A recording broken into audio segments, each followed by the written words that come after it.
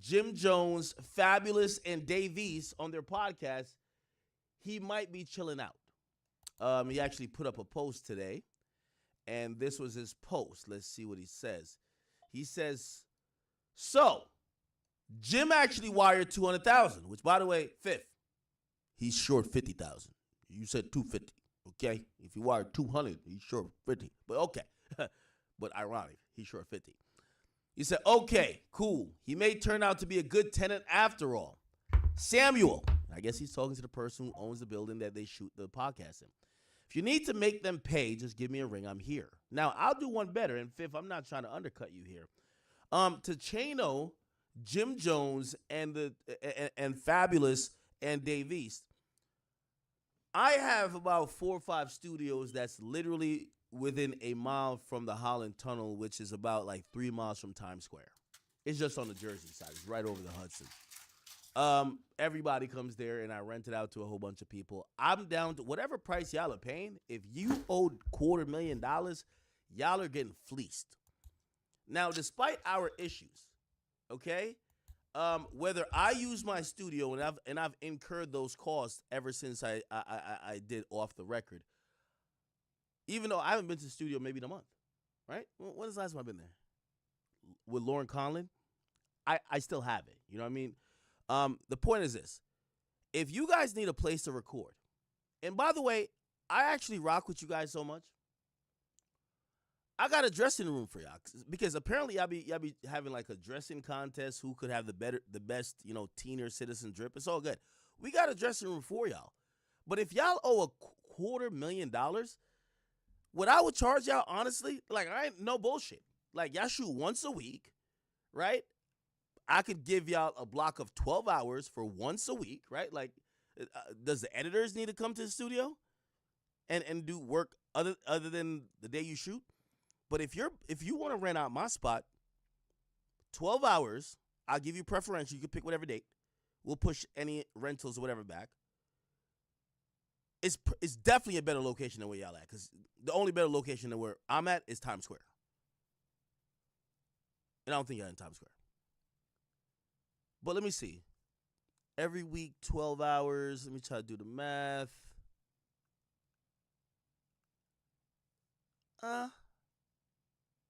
Maybe it would add up. I don't know. Well, if you require us to do some stuff, I'll give y'all a deal right now. I'll give y'all a deal. This is with our editors and, well, not full editors, but we'll do our recording people, our engineers. I do 3 bands. 3 bands for one joint. So 3 times 4, that's 12 bands a month. It would take a while for you to.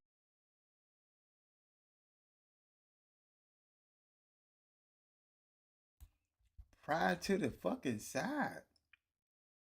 They better take that deal. What the fuck? Nigga, they paid 250 for a podcast that's failing, damn near. And they rent a building out for a $250,000. That nigga just said he'll charge them $3K once a week. $3K, that's that's $12,000 a month. What, nigga? Huh? All pride to the side. They better jump on that.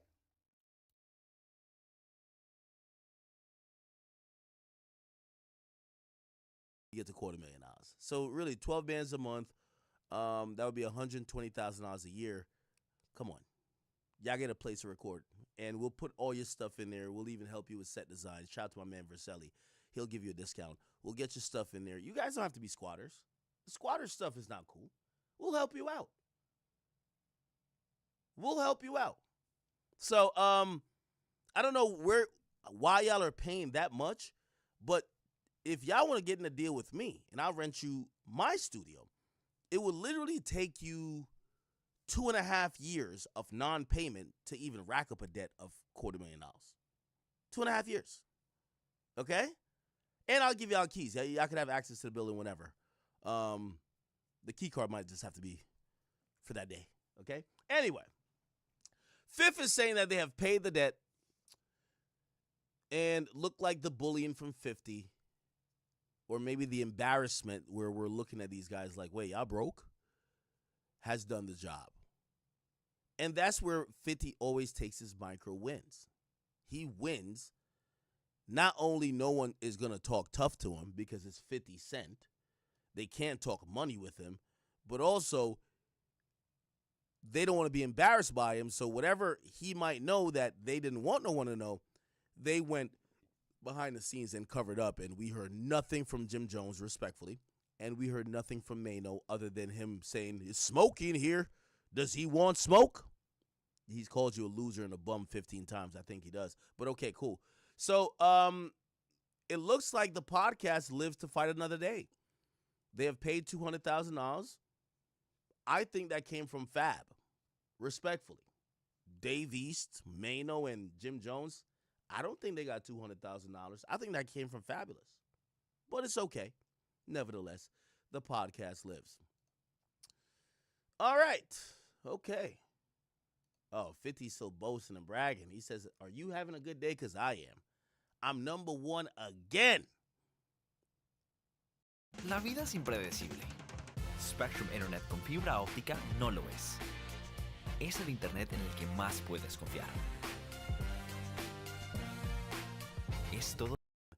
So Dr. Umar actually jumped in on this, right? So Dr. Umar did a stream with a Philadelphia streamer named Rod. And Dr. Umar, 50 Cent, and he gave some comments, and 50 actually responded. You know, let me see, can we find where the 50 responded? 50 responded, he just said, "Shut up, nigga." Like, you know, he did this got posted to some Instagram page, and he just said, "Shut up, nigga." That's all he said.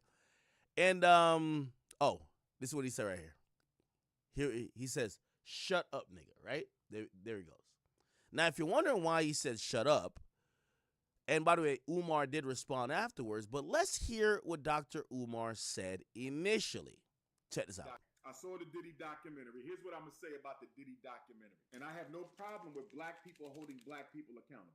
I'm having a problem with black people needing to expose black people that in-depthly. Yeah. But you never expose white people who do things to black people. The Roman Catholic Church has taken advantage of way more children than R. Kelly allegedly did. Right. Are you following me? I'm following you. Jeffrey Epstein has taken advantage of way more women than Sean Combs allegedly did. But where is the documentary on Epstein by black people? Where's the documentary on the Roman Catholic Church excesses on black people? You see what I'm saying? So to me, the 50 Cent documentary, again, respect the 50, no issues there. It is an example of self-hatred disguised as community service. You see how that goes? It looks like community service. No, it's not. That's self-hate. I saw the Diddy documentary. Here's what I'm going to say about the Diddy documentary. And I have no problem with black people holding black people accountable. I'm having a problem with black people needing to expose black.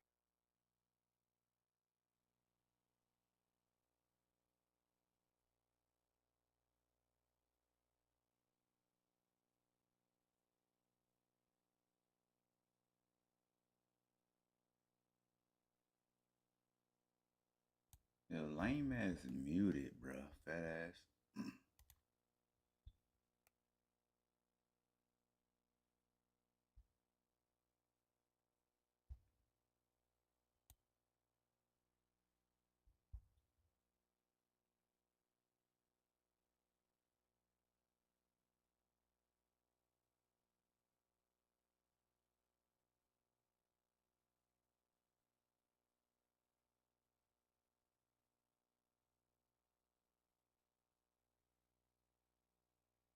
Your spirit don't need a label. It don't need a title. Right. We give it one. That's the.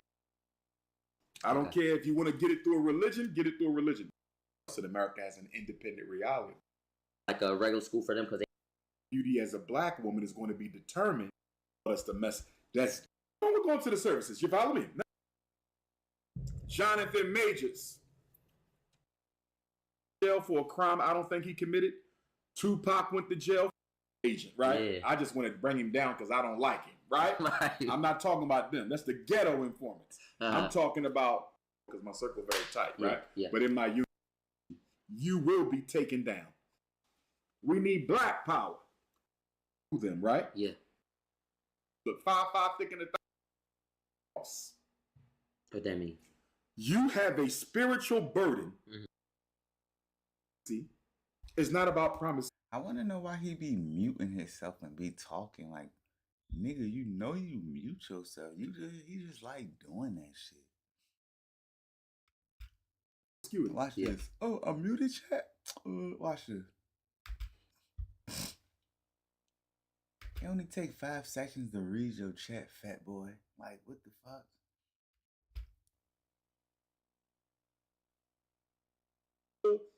Conflict within themselves Yeah. that they have to rectify. Every cousin went to jail. I was getting a little concerned. That's how I ended up doing. I'm saying I can keep going. I know it's not easy. You got a Republican dominated. Yeah. Because I came out the gate hard. Yeah. So there was not the exact system. Buying some.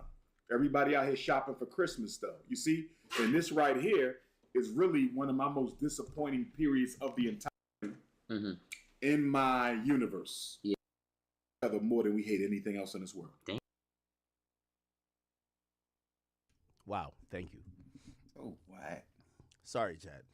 Shut up. Of course, I'm muted. So, my bad. I pulled up the original clip just to try to get some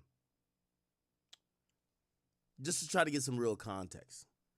I'm trying to get out the habit of playing like these clips we see on Twitter, which honestly, I mean, I have a bunch of Twitter pages, and I oversee a bunch of pages that I have people who post to, and they're gonna try to find the most salacious clips. And to be honest, a lot. That's what I'm saying. He be looking at the chat, but he don't read it. Like he got a whole screen in his face showing his chat, but he don't read that shit.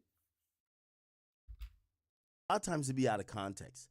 And when I mean out of context, it's not like contextually dishonest, but it wouldn't rage bait you if you heard the context, right?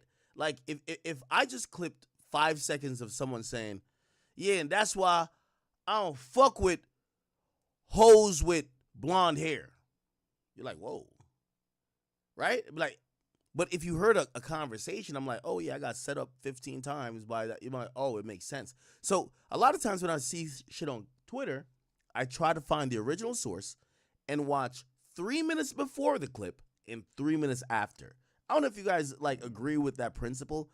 Why? Because I've seen people clip me and they do it consistently and they're like, yo, this is what Act thinks. I'm like, well, if you heard 4 seconds before, I was literally given a context. I wasn't even talking about me. But clipping, you know, as much as I love it because it's a great promoter, it could also sometimes lose the context. So that's what I'm trying to find it. Damn. Okay, that's number one. People, we're the richest. So I'm trying to find a Diddy conversation, right? This is like a full VOD of what they were doing. I don't know how to get started. It's like, here, play it, pause it, talk. Bro, just go to the part, AK. I hate when he do this shit. Watch how many times he pauses it before he even get to it. Because now it's us. So it's by design. Yeah. Road. Here you go. Watch it. All right, here we go. All right, here we go. Modified and plagiarized. It's not 24 hours, like the day over. Recognize that there is unseen evil. Right. Whenever you marry, ain't no difference. You know, we got pedophilia in. Yeah. That's nutty. For somebody else's destiny, they might need that. God, you have to go into yourself. Does anyone know? And the reason you learn through only a question of when. You must. And he said Aisha Curry. He could have been joking. What the? And, you know, so that's why I'm playing. Documentary. What did you think about that? I saw the Diddy documentary. Here's what I'm going to say about the Diddy documentary. Okay, here we go. And this is not about 50 Cent as a person. It's about us as a people. Okay. Let me just say that up front. Yeah. I am bothered by the fact, and I have no problem with black people holding black people accountable, right? But I think I know what you're about to say because I said it. But Mhm. help, I'm having a problem with black people needing to expose black people that in depthly, Yeah. but you never expose white people Yo. Sleeping Beauty. who do things to Cinderella. black people. The Roman Catholic Church, Let me stop Cinderella G. it there. And I'm a little bit torn on this, but I'm not torn for the reason why Dr. Umar is saying what he's saying. I'm torn for the fact that 50 Cent has an axe to grind because there's a personal vendetta there. My baby mother and the woman who I was in love with for a long time, you have not only slept with, you've slutted out, and you have put her through some trauma that may even bleed into how she looks at That nigga is not a scam. only sex, but also how she deals and interacts with people. One of the people who she has to interact with on a That nigga long-term Rod scale always is got my goddamn son, Dr. Umar on and his screen. it is incumbent and it is the job of the father to make sure that your offspring has the best chance of survival and doing the best in life, whether it's to make money or put them in the best situation or around the best people. And if you realize that the mom, who's going to be the primary caregiver, has been traumatized by someone, even if you still don't romantically care for her, you feel like somebody just spun on your family and you got to go spin on them. So I didn't think that 50 necessarily, because he has an axe to grind, you probably shouldn't pick the guy. You know what I mean? Like, if I had to write the story, if I directed the story of, and these are people who I don't even have, like, it's nothing ever that personal, right? But if they wouldn't make me the person who directed the Meek Mill documentary, and it's not that I even hate Meek at the current moment. Why? I've had a history with him that's not that pleasant. Who knows if I still have an axe to grind, or I might want to just make him seem like way lesser than maybe the world perceives him as. Do you get what I'm saying? That's my only issue with the documentary. Now, to Dr. Umar's point, I vehemently disagree with him. Because he's making a... Hello, I'm your child and I'm in prison. Why are you scamming me? Saving for a trip to Vegas. Just use Kayak. They search hundreds of sites to find great deals. Trying to argue people down. Let me, again, I don't like to lose people, but I know you guys are so smart, so, you guys can keep up with the convo. Check this, what he's saying. Yeah. I am bothered by the fact, Uh-huh. and I have no problem with But that's his opinion. Let that be his opinion, bro. Like, what the fuck? The nigga can't have a opinion. black people holding black people accountable, Okay. right? Hey, act a fool, bro. But I think I know what you're about to say because I said it. But help, I'm having a problem with black people needing to expose black people that in depthly, Yeah. but you never expose white people who do things to black people. Okay, so let me then take the same premise that he says, and I would say this. Well, Dr. Umar, let's compare this, and I know this is not necessarily the same thing, but let's compare this to crime, and let's compare this to another hot and really kind of touchy subject in terms of black-on-black crime. I've heard Dr. Umar, but it is a talking point within the black community and black, pro-black talking heads. When you start talking about black-on-black crime, this is their response. There's no such thing as black-on-black crime. People commit crime. All right, act. My nigga said ain't no such thing as black on black crime. Niggas be trying too hard to be political and shit. Go on here, yo drunk. Take your drunk ass on somewhere.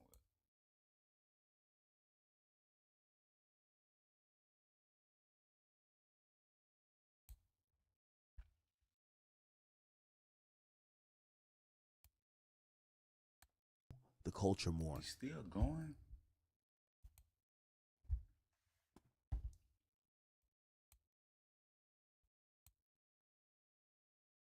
How long could he stretch something? What the fuck? On Michael Brown's killer. There's never been a documentary on Tamir Rice's killer. There's never been a documentary on Breonna Taylor's killer. There's never been a documentary on Amir Locke killer. You see what I'm saying? I can keep going. Sonia Massey's killer, Sonia Bland's killer, but we'll do a 4-part series on Puff. We'll do an 8-part series. Hold on, how many times this nigga took his coat off?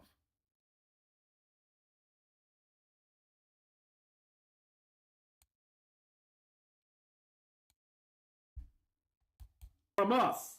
Okay. Because somebody said there is an FC from us. From us. Okay. And the Epstein documentary is not no 4-part joint. They may do it now that he's dead. You see that? Yeah. But where was the Jeffrey Epstein documentary when he was alive? They did R. Kelly alive. They did Bill Cosby alive. Oh, dude, that. Let's see who did Surviving R. Kelly. Who was the people behind that? That's important to know, right? It was written by Nigel. That sounds like a black guy. But let's look at the executive producers. Mm-hmm. Yeah, it was black people who did that too. Dream Hampton is a notorious African-American writer that, you know, yes, has some, definitely has a lot of ties to Jay-Z, but she's black. Tamara Simmons. It looks like this is a top executive producer. Tamara Simmons. I don't even know who this is. Tamara Yo ass Simmons, just ain't been searching them up. executive film producer. She's black. You know, what Dr. Umar, I think, you know, incorrectly is trying to perceive or portray. Just ain't been searching them up. That's it. Actually, not perceive. He's trying to portray that 50 is almost like going against what the majority of black people would do, as if 50 is the only black person that would do a documentary about another black person to try to bring down, quote unquote, that black person. Surviving R. Kelly wasn't done by, I'm looking at it now. Dream Hampton, black. Tamara Simmons, black. Maybe Jesse Daniels is white, but like it appears that there were black people along with this. Jesse Daniels, Surviving R. Kelly.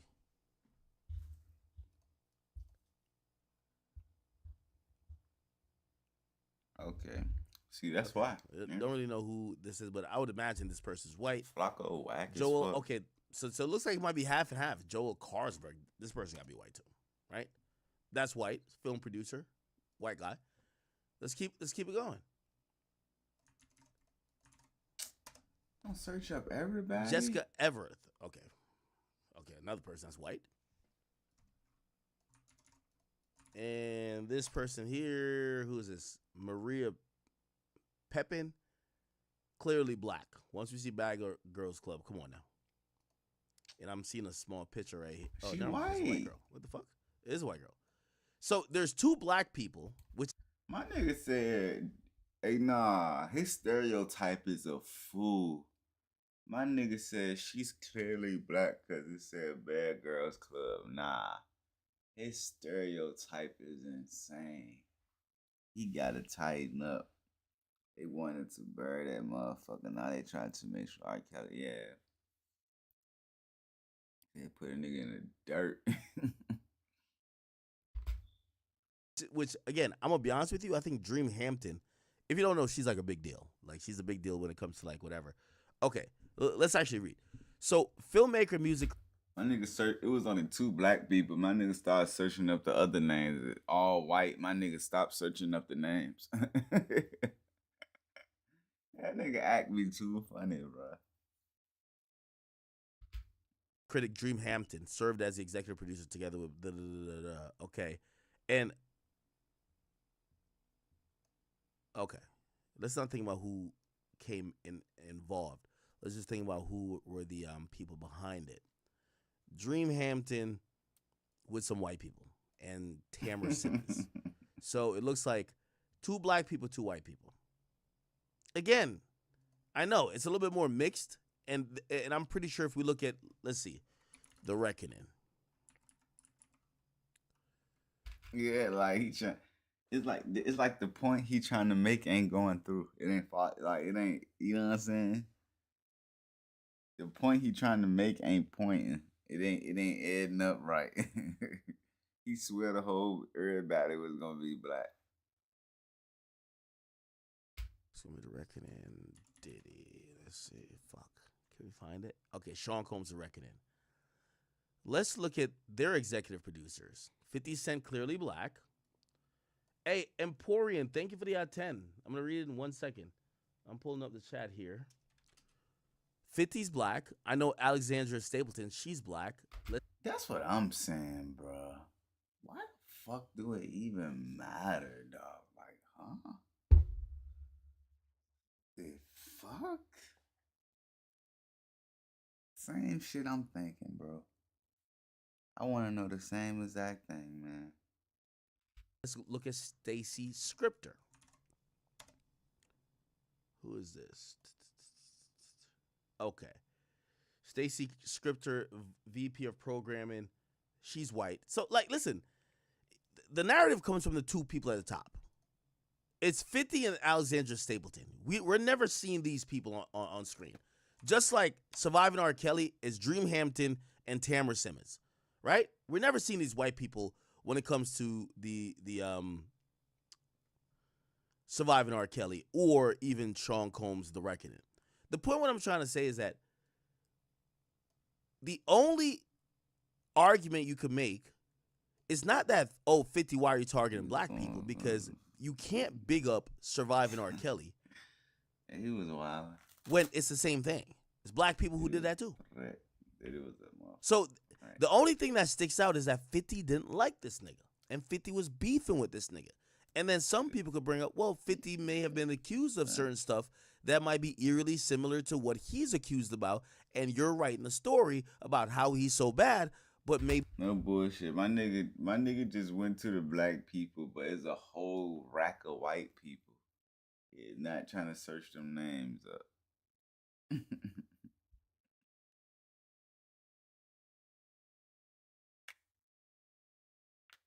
Nah, it's crazy though. Diddy was wildin' though. Diddy was bad, man. Diddy was wildin'. Come here. One nigga said he fell asleep, and when he woke up, his butt was hurting, but he don't remember what happened. He said he just woke up and his butt was hurting. Like, you have done the same. That's the only point you could really have. They did Sean Combs alive. Where was the Epstein documentary alive? Where's the documentary on the Roman Catholic Church? Y'all never do nothing on them living Caucasian predators. It's self-hate.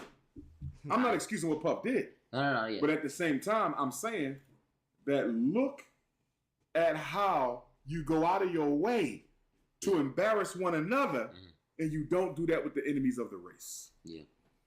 Sit behind the screen. Yeah, crazy nigga. I'm good behind the screen. You behind the screen. What happened? Shit, I'm high as a bitch.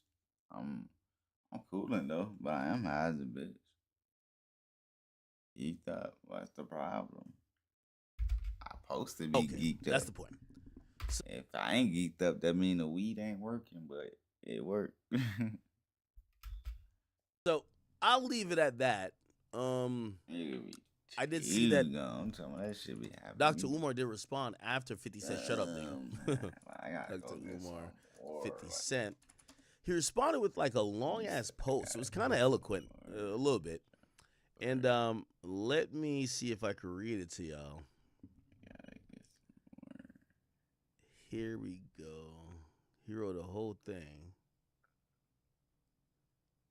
Media, here we go.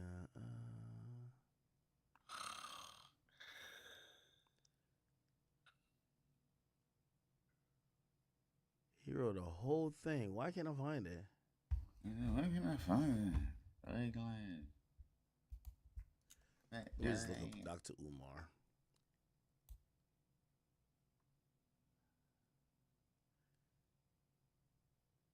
He damn well issued a statement. Let me look at his Instagram. Dr.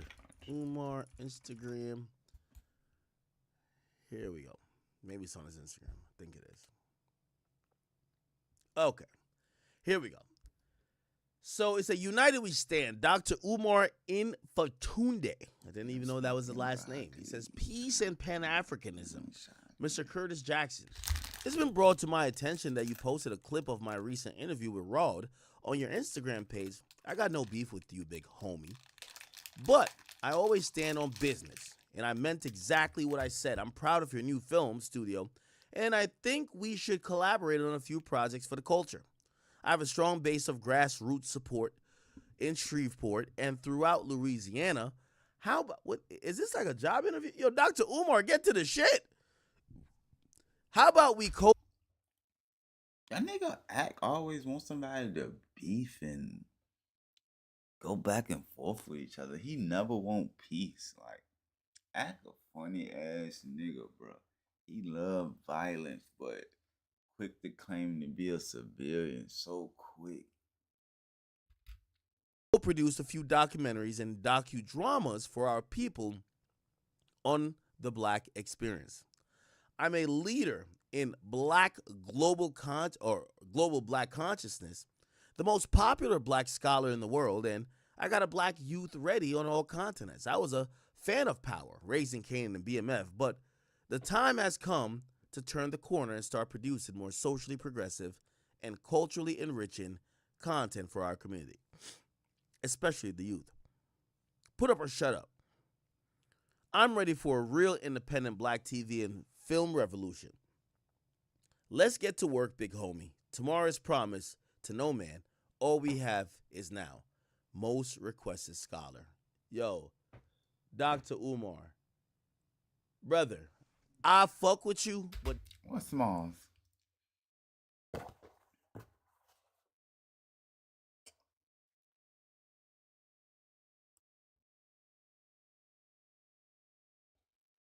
What Smalls you talking about? Cause I'm high. Ah shit. Y'all little niggas must need some fucking meth or some crack cocaine. Shit got me high a little bit. I ain't gonna need some meth. Put some goddamn crack in his blunt shit.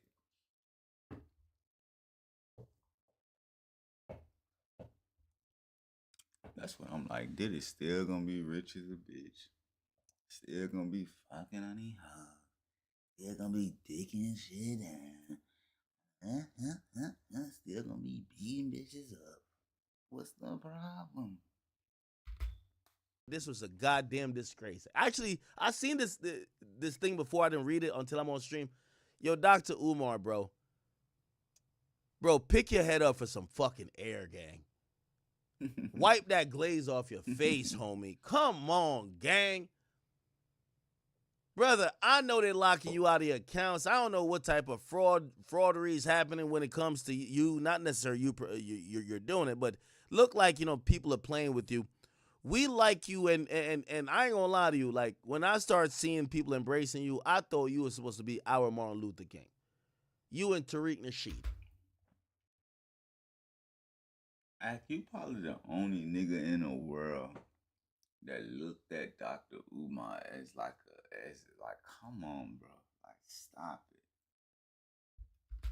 You Martin Luther, and he over here Malcolm X. But brother, I ain't gonna lie, some of the fraudery and when I realized your top issue was no bunny hopping, I realized I'm like, yo, I like you, Dr. Umar, and I won't speak ill of you because I know you stand for some good shit. But this was disgraceful because you called this man out because he did a documentary that you felt was tearing down the Black community, but not only tearing down the Black community, was tearing down a Black man that was powerful in the culture. I know you weren't defending Diddy, but the point of why you critiqued him was that he wouldn't do a documentary tearing a white man down. How the hell did you write this whole statement basically offering up your service, talking about you're the most requested scholar? Yo, let's collaborate. Yo, what the fuck? You should have stood on business, as you said in here. You said right here, but I always stand on business. This wasn't about him collaborating with you. He never thought to collaborate with you, and everybody know 50 a slimy nigga. He don't want to collaborate with you. His goal was to punk you. Just like he's punking Mano and Jim Jones and them, and they had to run to the bank and wire $200,000.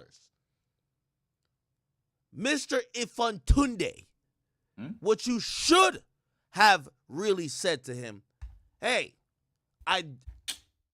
Shut up, bro. Y'all just want niggas to beef, nigga. Like, Jesus, bro.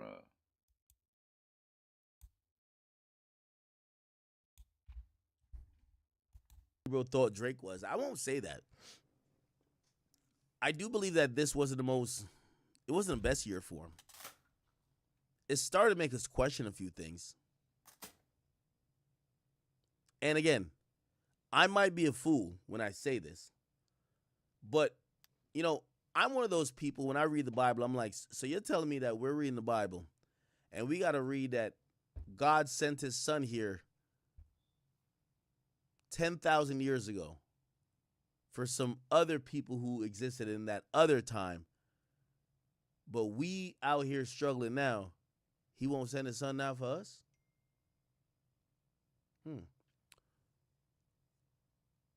Then I got to think about this. So you want to tell me that the greatest leaders of our time, the black leaders, Malcolm X and Martin Luther King, they only existed in that time? Who are we stuck with out here now? So I've always said, maybe not the same message because we're not going through the same plight. You know, part of the greatness of Martin and Malcolm is that they were under threat of being assassinated if they continue to go down a certain path. Most people, like, I don't think Dr. Umar is under threat of being assassinated. So when I compare him to these people, you might be like, what the fuck are you talking about? But I'm saying that who's the black leader in terms of rhetoric, ideas, and whatever it is? I've thought it was Dr. Umar and Tariq Nasheed. There's a few niggas who, like, talk well, like Roland Martin and niggas like that. Them niggas is just scholars. They don't got nothing going on. Like these guys, I feel like they galvanize people. So I've said, like, yeah, you know, maybe that's what they are. But when I hear shit like that, I'm like, what the fuck? Anyway.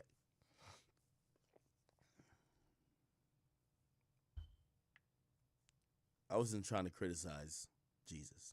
I was just trying to say,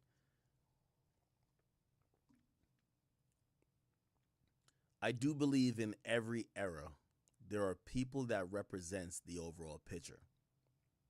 And I'll leave it at that. Okay. All right.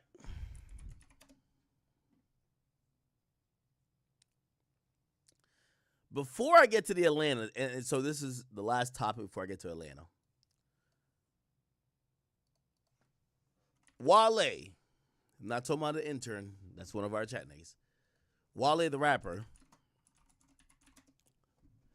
about like 2 months ago, they had like an interesting run-in, right?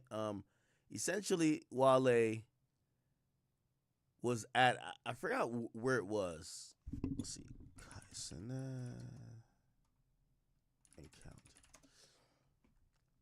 This was at a award show, I believe. And they bumped into each other, and Kai did not know who Wale was. They actually bonded over like a video game. When he got in the vehicle, he's reading his chat. His chat said, yo, you don't know who you just met? That's Wale. And basically, he kind of admitted, like, I really don't know him. I don't know this guy that well. And it appears that Wale definitely took a lot from that encounter. And we're going to play what he said recently. Check this out. What up, bro? So he sees Wale. He's walking to his vehicle. You good? What you playing on your Nintendo Switch? So he had a...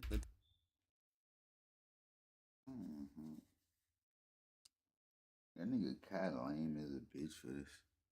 I know damn well he know who the fuck Wale is. That nigga know everybody else. Like, and then nigga try to use his age on why he don't know a nigga. Nigga, shut up.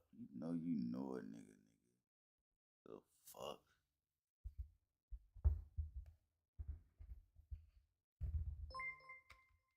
tend to switch. Smash Bros, I'll beat you. Now, I think people believe that. Watch how the way he said his name, Wally. Like even the way he was acting when he was like, look, chatting, like they know him, like the way he like, come on, that shit wasn't even fucking genuine. Wale was under the impression that Kai knew who he was, but he didn't. So Kai gets in the car. Hi, gang. And his cameraman and security kind of clue him in. Oh my God, that was somebody crazy. Hey, So he says, that was somebody crazy. I don't know who that was. By the way, Kai's a very honest person. It's not like he wasn't trying to ego. He's looking at his chat like, oh, that was somebody like important. This is maybe at the Grammys. Was it the Grammys? I don't know. whole chat knows him. Wale. Wale? What you do? I know who. Now, here's the thing. What we do? Come on. We do. Come on, bruh. Like, that shit wasn't even genuine, bruh. Like, what'd he do? We got to keep reminding y'all. Then that age shit, like. Kai Cenat is 24 years old. When was Wale last hit? Stop it, bro. It's not on chill. So he don't I'm know gonna tell you who when his real Tupac last is hit or was. And Snoop respectfully Dogg, to nigga. Wale, I'm Come not on, trying to bro. disrespect No, you, bro. but I'm telling you how a young, early 20s kid might see you. No. I'm not talking about myself. It's my job to know music. Wow, has it been that long? And I'm talking about like legit. That was 2015. Yeah, 2015 he was still popping. Yeah, He was 14 Let me years see if old. anything happened after 2015. The nigga, bro, he 24. He was 14 years old, nigga. He was a teenager. You telling me a teenager ain't? Come on, bro. Like, what? I'm talking about something 10 years ago. Nigga, 10 years ago, Kai was 15 years old. Like, what?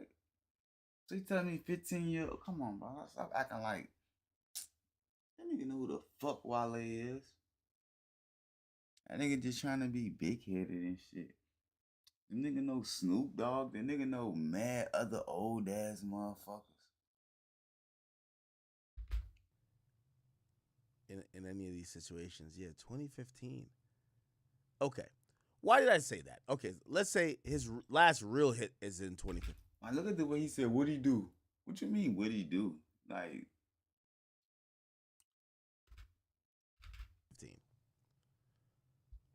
Yo, if I just showed y'all that Kai Cenat is 24, 10 years ago, Kai Cenat was 14. Do I think Kai Cenat would be knowing what the hot contemporary artist that's not like lit? nigga, at 14, I was on that music shit. Come on, gang. At 14, I know, bro, at 14, that's when you really know what's going on. Like, come on, bro. Come on, bro. What we listen to? Baby Shark at 14? Come on, bro. Stop it.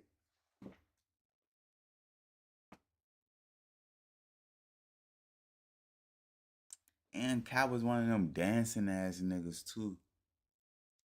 Like, come on, bro. And when I mean lit, like, I'm talking about he doesn't make club music all the time. He's more of an artist. Do I think that guy should know everything about him? No. So I think Kai's being honest. I don't think Kai's trying to play him at all. Right. Oh, wow. Oh, shit. And then later on, this happened. That shit making me look. Lotus Flower Bomb dropped, Lotus, in 2013, I believe. No. Wow, that's that long ago? He says something to Kai, and Kai still seems clueless. But it's more of Wale's reaction when people are like, yo, this guy cares about this interaction that much.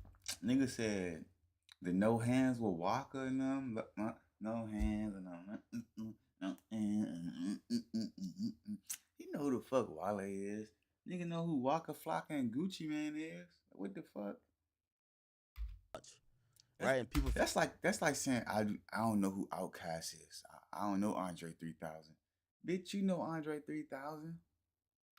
felt like, yo, as a rapper, you shouldn't be doing this. But, yo, Kai's more famous than most of these rappers. Check this out. Right now, I'm just letting you know. What? That's making me look crazy to let the exchange. What the fuck him being famous than them got to do with him not knowing who a nigga is? Like, them niggas was literally on the same fucking flag celebrity football team. Like, that we had in the hallway. Oh, my bad, bro. They running with it, but we'll talk later. Yo, what do y'all think about this, man? Now, he was talking to Snoop on the other side. Snoop is just a marginally more famous guy. Now, I played this recently, which was, Kai Cenat kind of coming out and speaking on his mental health. Like nigga know Wiz Khalifa though. Like, what the fuck? Right. It's on his page right now. Hello, everybody. I'm currently on my laptop right now, and then this shit look dumb. Like, this nigga get on my nerves, bro. You just made $3 million doing a mafia-thon. LeBron fucking James, cut your hair. You in a healthy relationship. You caught mental health issues because you made $3 million. Nigga, what the fuck type of shit this nigga got going on? Nigga, I'm going through one of the worst things a human can possibly go through, nigga. And my mental health is okay. Like, come on, bro. Like, this nigga's out here really going through some shit, little bro. Like, that shit pissed me off. Like, nigga ain't going through shit. Nigga don't know what the fuck it feel like to go through some shit. Shit I'm going through, most people can't even take this shit. Like, nigga talking about some mental health. Man, go on ahead, bro. I slam this nigga on his shit. I appreciate everybody who's been sending me birthday wishes, as today is my birthday. That nigga just want niggas to sub up and shit. Nigga, a whole hoe. Got nigga sympathizing over him. Nigga, we hungry, bro. I ain't eating, but I'm hungry, bro. So I felt like it was the perfect day to be transparent and honest with you guys. A few days ago, I spread awareness on mental health and how important it is to take care of yourself. And honestly, for the past few months, I've been struggling with mental health out of self-doubt and fright of pursuing goals that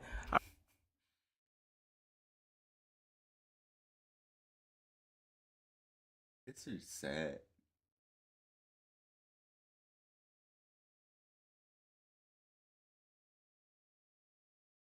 This little bitch got the world in his hand. This nigga talking about something. This little motherfucker a fool. Let me do this on my B-Day. Like, what you going through? Like, if you gonna sit here and tell us, like, what you stressing about, bro? He just came on here and said, I got mental health. All right, y'all. Peace. What you going through, bro? Talk to us. Like, what could it be? Like, what the fuck? I really want to achieve. And the reason I really been in my head is because I just wanted to do more. I've gained to realize that I'm a true creator and I'm very passionate about creating. And I have other goals and things that I just want to achieve and do more of. And I would love to show you guys what I've been working on for the past few months through my more personal page, which is KC3 Hidden.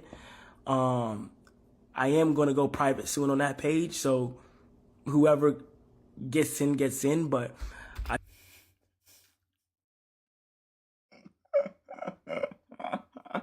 He said whoever gets in. Hey, this nigga kind of fool. And these niggas too good at this shit. Hey, nah, they so good at this shit. This nigga ain't going through nothing. Nigga, I got fucking... Bro, these niggas too good at guilt tripping motherfuckers, bro. They do that shit. I just want to let you guys know that sometimes it is important to take care of your mental health. And honestly, it's been getting better.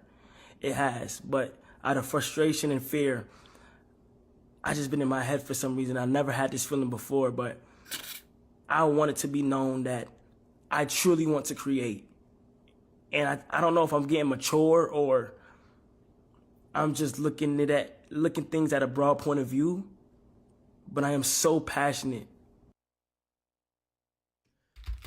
It's like he want people to be simple. It's like he want people to sympathize for him to the point where whatever's next, he is like, you gotta like it just because he going through something. Like, if he drops some clothing, you gotta buy it because it's gonna cheer him up if you buy it. Like, if you don't like, you know what I'm saying? It's like, bro, it's so weird, bro. Like, he ain't even gotta be doing all this, bro. Okay, so that pretty much happens, and then Wale, I guess he saw that before he went on his new interview, and Wale has done an interview with Shannon Sharpe where I want to hear how you guys think about this, but he basically said he feels like Kai gets it now, and listen to his conversation. Cause it up, like you 20-year-old, like, you feel me? Like, that's what they acting like I did, and I'm like, yo, I'm just saying you made me look crazy. Like, I feel like uncomfortable in this room. But like, I'm like, at that moment, I'm like, damn, everybody making me the bid on the internet just because I was like, you know, like, just because he didn't. No, I was just confused. And then when they said I pressed him, I was like, oh, so that means I gotta leave. Like, I gotta go to my hotel for like a couple days. Like, it was like not that. I don't expect I introduce myself at my meet and greet sometimes. Like, that's how I move. Like, I don't be like, you got to know who I am. I was upset for like 5 days in a row. So when he's talking about mental health at the Stream Awards, I'm like, yes, mental health. You get it now. Imagine giving your life to this game and then you go to the awards to just support the culture that you've been a part of for 13 years, and then so somebody who asks you to play a video, like, asks you, yeah, let's play one day, like, because you saw them last year, and then you go online and everybody's like, yo, Kai's not, he didn't know who you was, that was funny, Wale, I fuck with you. Me and you bonded recently when we both weren't fucking with Meek. Trust me, we're both laughing in the DMs. It's all good. But I do want to tell you, again, I'm only speaking and I'm not trying to disrespect you. Your mental health issues, and I'm not belittling them because I believe it, but it's different from what Kai's going through. I talked about it yesterday. It's what a creator goes through. And because you're a rapper, you have a different sense of understanding. I understand Kai and I relate to him more than I will relate to you. For you, your mental issues are going to come in terms of mental health, that you're working on your craft, this and third, and you want to kind of be accepted for it. And in moments where... But it's the same, though. Like, it's the same. It's just niggas in different fields, bro. Like, you can't single out a way a nigga go through their mental health shit. Like, huh? Like... you're slighted, ignored, or this and third, or underappreciated, that does fuck with you because you've dedicated your life to it.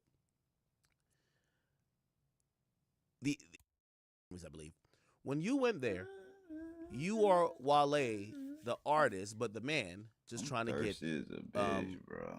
Acknowledged. Nigga need some of that. Kai Cenat is this thing, and this blue, red, almost, and I hate to say it, and I hope he doesn't feel disrespected of how I'm going to characterize this. He's like this hamster on a wheel with cameras in front of him, just trying to get people to laugh and have a good time. No bullshit. So when you go to the awards show, you get to just chill. And you walking in there with your Nintendo, whatever. He's in there like, how could I make an award show that is generally not appealing to my audience lit and fun? That's where the mental issues of most streamers are going to be. Because streaming is not a pre-planned, contrived thing. I'm telling you, I used to feel it. I would sit here for 4 hours, and I'm still looking at yo, did I do a good enough job? You get what I'm saying? Like, you're like, damn, they're used to this. I want to do this. And that's where I want to point out the difference between Kai. Yo, Kai jumped out of fucking plane. Nigga cut his hair. Then, not saying cutting your hair is a big thing, but like, I'm pretty sure Kai is trying to figure out. But hey, look, that's what I said though. I was talking to my little brother about that, bro. I said, you think this a thing to cover up what his homeboys and them got going on? Because if it did, that shit worked.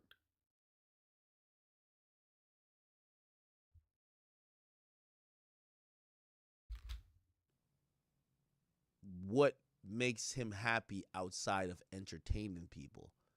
Because for the last 3 years of his life, as he's ascended to be the #1 guy, and by the way, remember when I looked up like his burner Instagram? Yo, he's at the height of clout. The dude gained 1.2 million followers in a day. When I first seen it yesterday, he was at 1 million. He's now at 2 million, 2.2. And that's the only difference I want to say. And I think Wale's trying to prove his point about mental health, because I do think Wale's went through some mental health stuff, but I don't think it's the same. Like, if Wale said that, hey, I've been an artist for so long, I've given my life to this. But how is not the same, bruh? If that's the way he go through his mental health, that's his way. How you gonna tell a nigga? Like, that's so crazy. But it worked though. Nigga Kai ain't going through shit. Nigga talking about something. You can follow my page, cause once what he say? Cause once it's gone, it's gone. Once it's hold on, what did he say? Once it's something, it's like, shut the fuck up.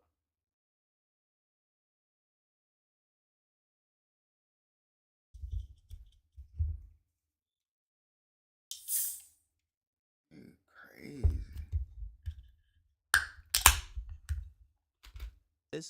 And I don't know. It's hard for me to switch in between being a father. I don't know if he has kids. Being a father or being like a brother and be. The only full joint I seen a cat stream before, but like parts of it. The only person I really sit through streams is academics, but before I sat through like Aiden. I used to watch Aiden back in the day, like 2K days and shit like that. But other than that, like sitting through streams, academics is literally about the only one. Whatever. That's what streamers are going through. When you see a nigga stream for 60 days, you can't even gain meaningful relationships in life with people and continue them if you're constantly on stream. So these people, they're going to go through a whole different arc of, self-doubt, mental health issues, and other things. Huh? Bro, he a grown-ass man. Nigga, before, when he started the 30-day stream on day one, he got friends before the shit started. Like, he just don't start streaming and he loses friends and family. Nigga, he still got that while he doing it. So, like, that sounds stupid. Like, huh? On stream. So these people, they're going to go through a whole different arc of, self-doubt, mental health issues, and other things. Anyway, let me let Wale finish his point. And you in a room full of your peers. Right. And I was like, wait, let me go holler at him real quick. And through my vantage point, I'm just like, yo, that made me look crazy, bro. Like, I just didn't like how I felt in the moment. I'm like, yo, bro, we come here to celebrate the culture, and I'm looking at all these people like, yo.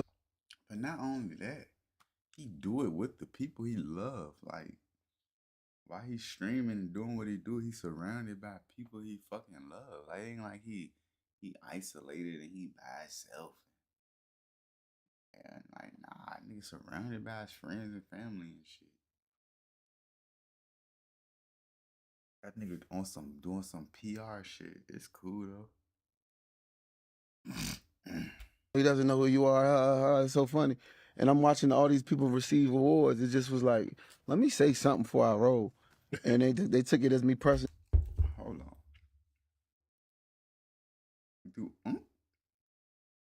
Do Unc got on leggings? And the young and out, and I'm like, bro, I got PT. I can't even look at them little cameras no more. I start sweating when I see them joints. I'll be looking at everybody. Anybody that has that archetype that could be on a Twitch, I'll be like, make sure ain't no more there. Hey, that's too, you know what I'm saying? But also, I think I wanted to make it a teachable moment. I wanted to go on the stream and talk about the generational like divide and like how that happened, and like, you know, just have conversations around how the generations go, because it's like it's a deep conversation we can have, and I've been dying to have that joint on stream with the people of both sides of the culture, because I mean he's accepted a role, whether he really planned or not, to be one of the voices in hip hop. Correct. You know, whether you like stuff or not, like we still got to put. Nigga, Kai ain't no fucking voice of hip hop, motherfucker. What the fuck are you talking about? The fuck you need recognition from Kai for? He's a fucking kid, or he's a fresh man. Nigga just turned a man. Like, nigga, a big stream of social wise. That nigga ain't no voice for hip hop though. He's now Wale's tripping. Preserve the culture. You know what I'm saying? The guys who came before. Actually, but maybe me and Wale at some point we'll talk about this. I disagree with Wale again. You know, if y'all take it upon yourselves to make Kai Cenat, and as Complex ranked him in the #1 media personality in hip hop, it's not. No, act. You even nah. You don't. I hope he ain't about to say what I think he said. Nigga, you said Kai was. You said Kai voice was big in hip hop too, nigga. Go ahead. Like he signed up for it. So the full history. The fuck?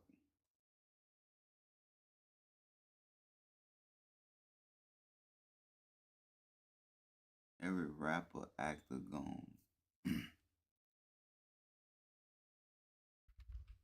Or the artists that have came up to build that sound or this particular part of hip hop. That's not what he's doing. He's just kind of like doing his thing. And that's where I blame the artists. They're trying to blame Kai. I blame them. Y'all have to have some understanding that a streamer is not a radio station. Kai knows hip hop, but he knows what he likes. He's never purported, nor does he care to know shit that he don't like, just for the sake of knowing. And I feel like artists don't want to take the accountability of saying, hey, we have no more options, so we have to go to Kai's stream. But you go in there because you're trying to get some buzz off him doesn't mean he needs to know all about you. Anyway. Nigga, they walked past each other in the hallway, bro. It wasn't even planned. Nigga ain't go on Kai's stream. The fuck? Them niggas walk past each other in the hallway on some random shit now. Nah, I could be smoking niggas. Hold on, man. Who gives a fuck about Wale, though? Like, that's the crazy part. Like, what the fuck? Fuck Wale.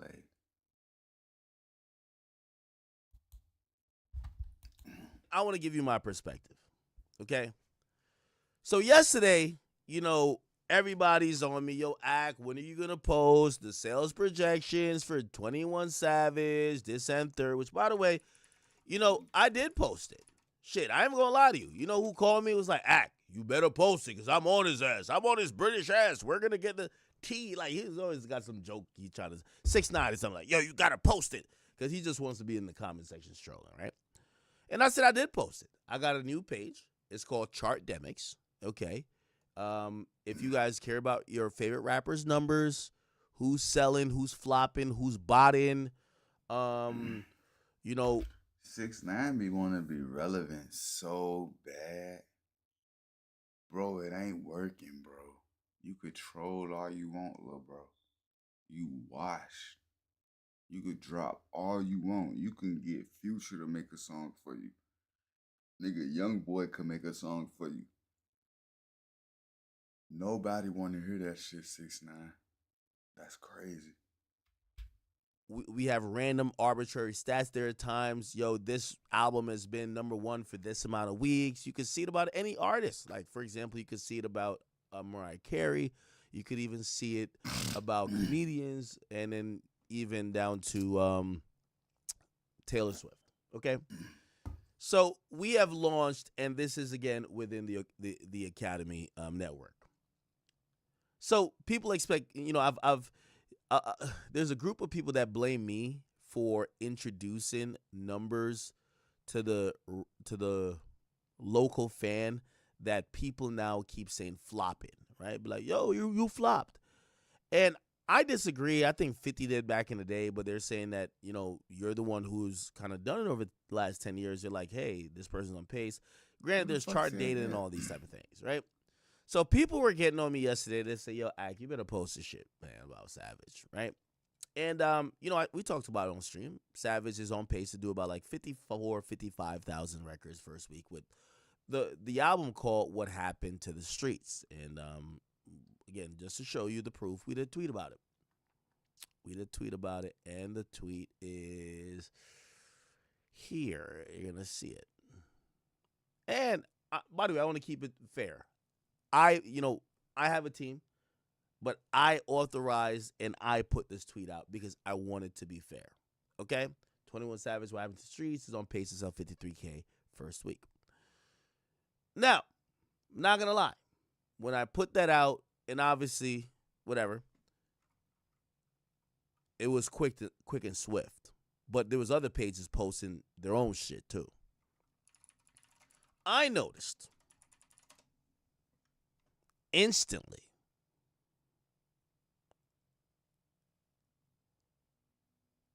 oh, I guess he deleted it. No, he didn't. Future tweeted around the same time. The biggest in the shit.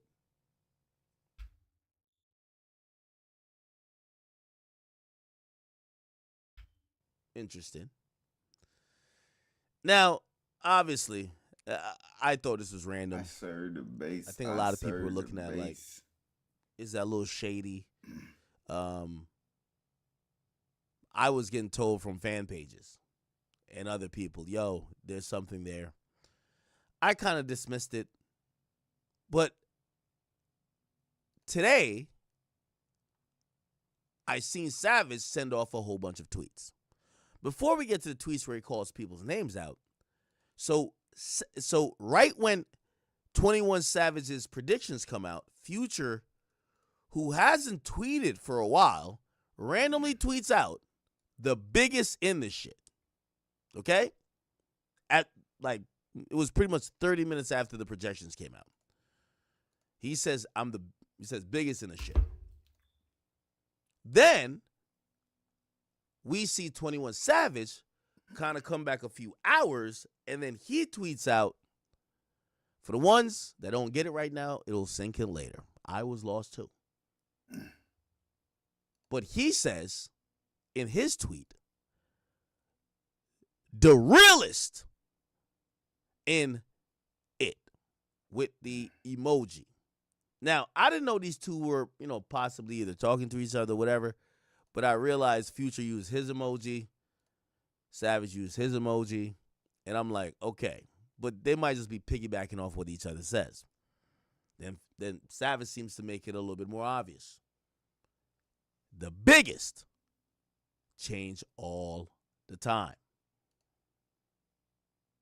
Future said the biggest. Interesting. Now,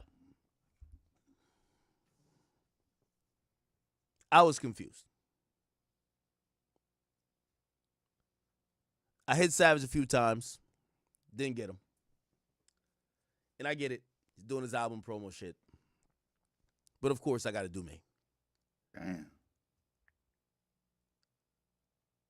Now, from what we know from the jail calls, and we're gonna get into this a little bit later too, because he sent over a bunch of tweets. We don't see Savage tweet this much, so clearly he wanted to get some point across. Like last year, was it last year when these jail calls came out, or was it earlier this year?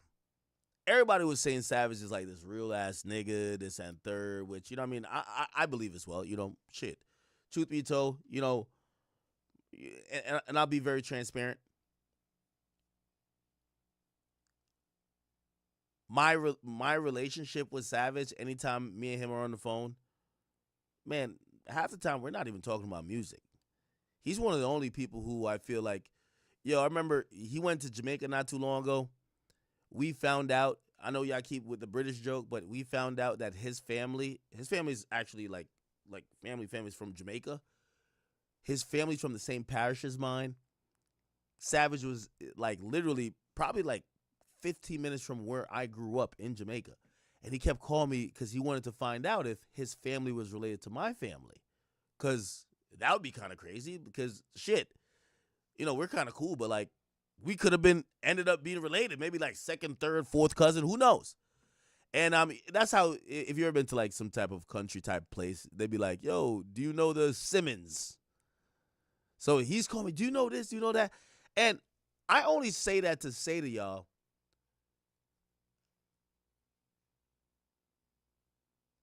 my relationship with Savage isn't really just a music relationship.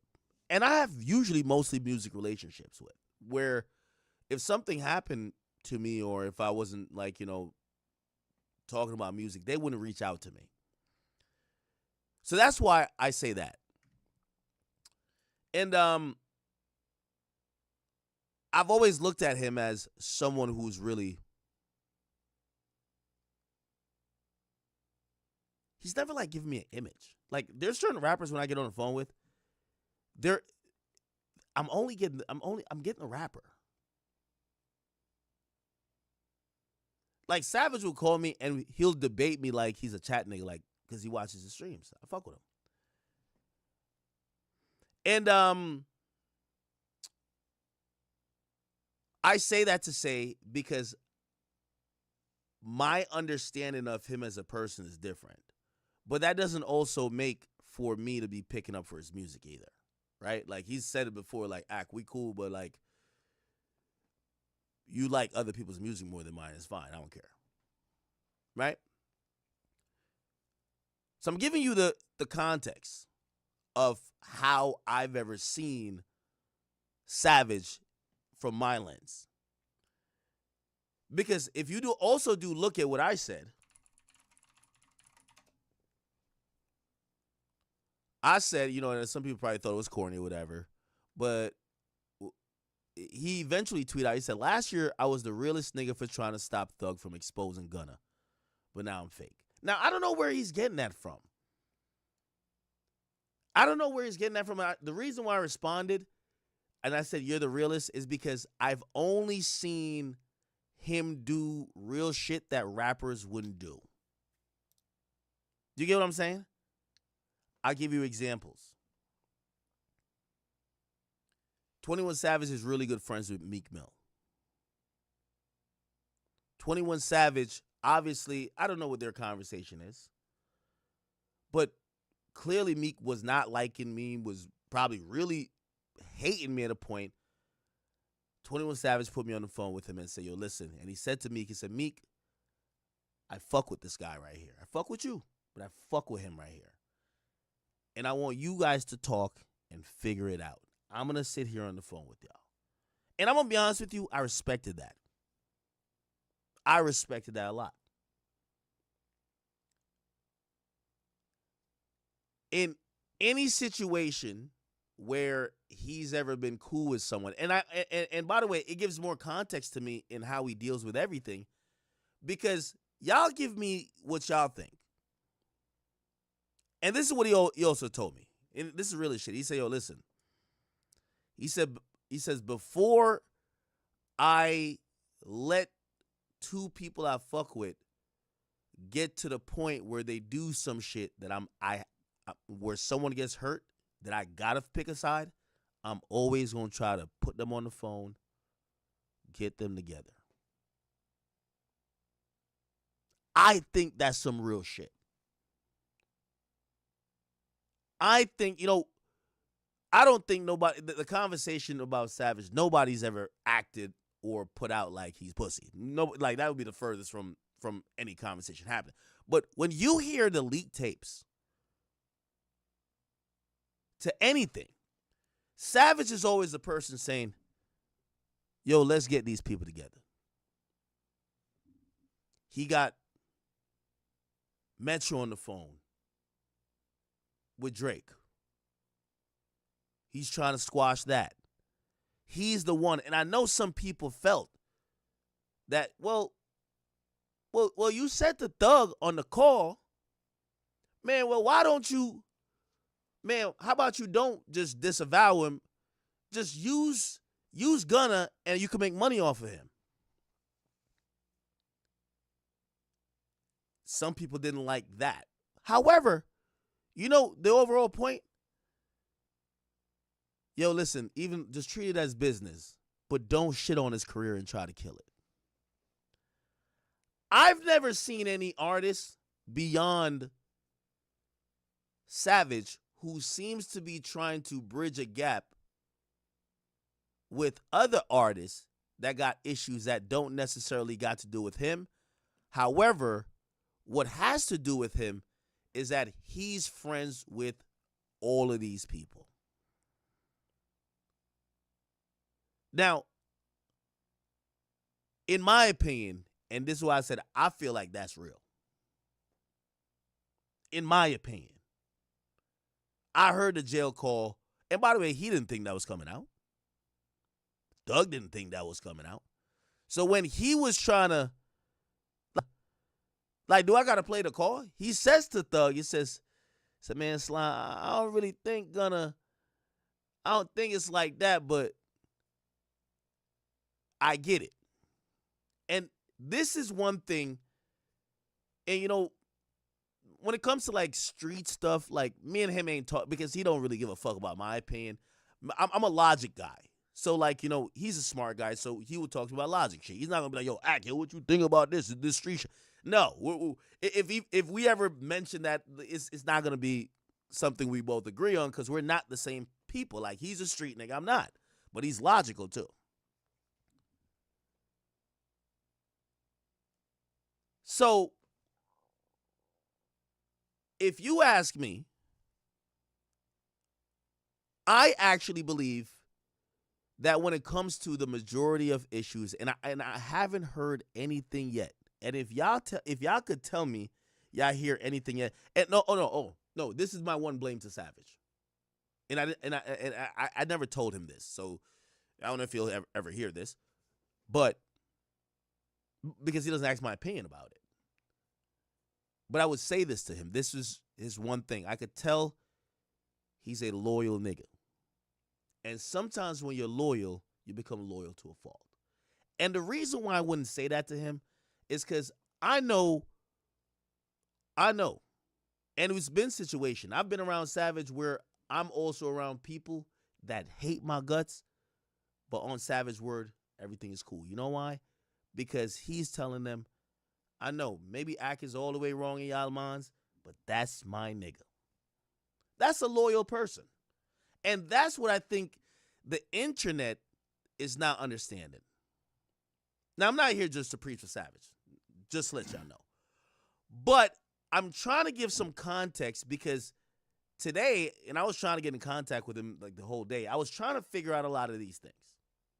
This winter break, stay warm and cozy while furthering your education with Sophia Learning. For only $99 a month, access 70-plus college-level courses designed to transfer for credit. Sign up today.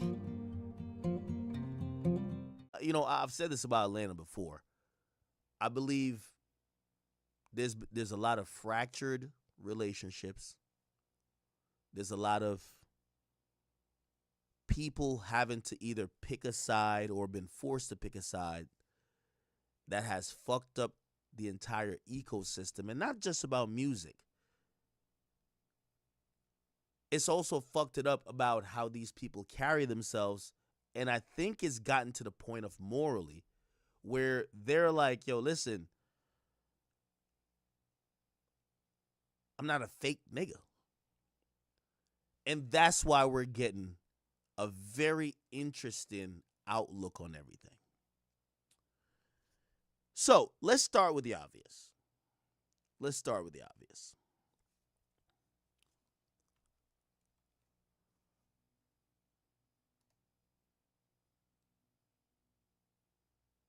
And I want to be very clear here because, you know, sometimes I feel like because people feel like I'm cool with him, they think I'm not his mouthpiece. And by the way, he might not be happy with some of the things I said because it just gonna be is what it is. And some of the stuff I don't know, right? Like I don't know some of the street shit. But his series of tweets today gave more insight than him being on all those calls because I realized, and this is what I was saying about Baby, and I'm not trying to throw it on nobody else, pause. I was very interested to see, and I think people been trolling about it, oh, y'all just scared of Thug. Does anyone not have the same idea or opinion of Thug about all of this stuff with Gunna and everybody else? Because I do think that's part of why people are looking at things the way they are. This is why I believe you had Rollo, you had Woody, you had all these people almost like banding together saying, no, Thug is manipulating everyone. He's dividing people. He's putting people against whoever. He's making this guy don't want to work with this guy. Rollo came out and said, yo, me and Baby work very cool, but Thug made sure he could. So I started looking, I'm like, are these guys controlled by Young Thug? I think that's had a trickle-down factor where fans are looking at like, well, if these guys have their own mindset. And by the way, and again, Savage, please don't be mad at me. But, you know, we could talk. But I'm going to be honest. I think Savage tweeting today was the equivalent of Wham not picking up the phone. Because I believe that the internet is looking at both guys as being able or being like some pawns or like guys who don't have their own brain and they're just going on whatever Thug's orders are. But going back to what I said, I don't think that's what it is. I think it's loyalty. Both of these guys were sending money, from what I heard, to Thug and his family, talking to him almost every day. If your man tells you, yo, this is the situation, out of loyalty, you defend him, especially when he's at his lowest moment. You ever heard a thing where it says, you know somebody's your man's where if y'all in the club and you step on somebody's shoes and they push you and y'all get into a fight, your man gonna just, he might knock a nigga out for you, this, that, and third. That's how he's supposed to get down. Now, when y'all all go into the car, he gonna be like, bro, didn't I tell you, bro, just stay in the section? Why you go over there? You stepping on niggas' shoes and shit. That's why we fighting. But in the moment, he ain't supposed to be like, yo, well, I ain't gonna jump in this one because I know it's loyalty.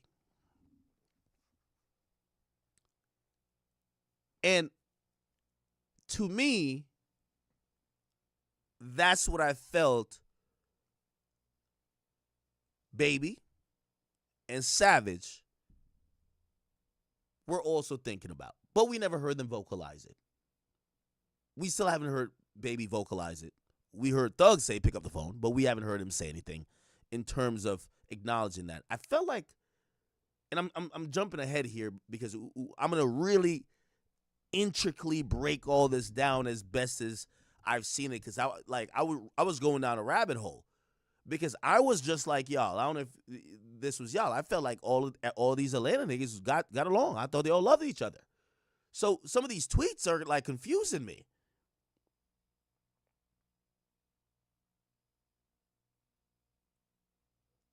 So yeah. Let's start from the beginning.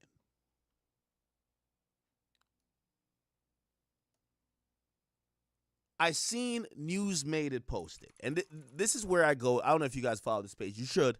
It's a really good page. A lot of times you can see I come with my Atlanta stuff. I get it from them.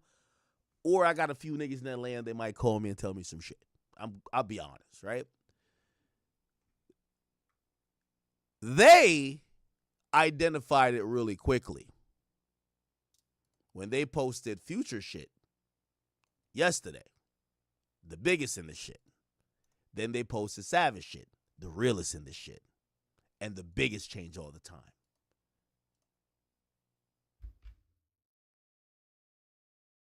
Hey, G. You must not know who I am, nigga. Bro.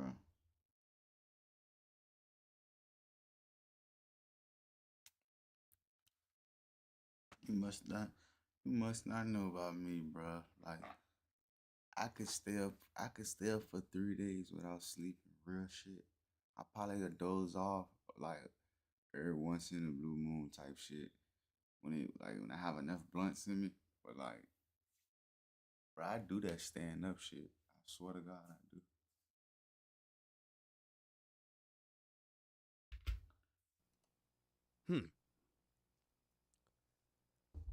It made me really interested in possibly knowing if Savage and Future, if there's an issue there. I don't know. I thought all these Atlanta niggas got along. I mean, I guess now they don't like Gunna, but I thought everybody got along. So I started doing some digging. And I'm on Instagram and people say, nah, yo, you could go on YouTube and see like they have. And I'm going to be honest with you. I know Future and Thug had an issue at one time. Remember when they were tweeting at each other? Does anybody remember that? Take some mushrooms. Take some mushrooms. He said off the powder. He said next trip I take, I'm staying up 3 days in a row. Fuck, no. They're gonna be tired as a bit.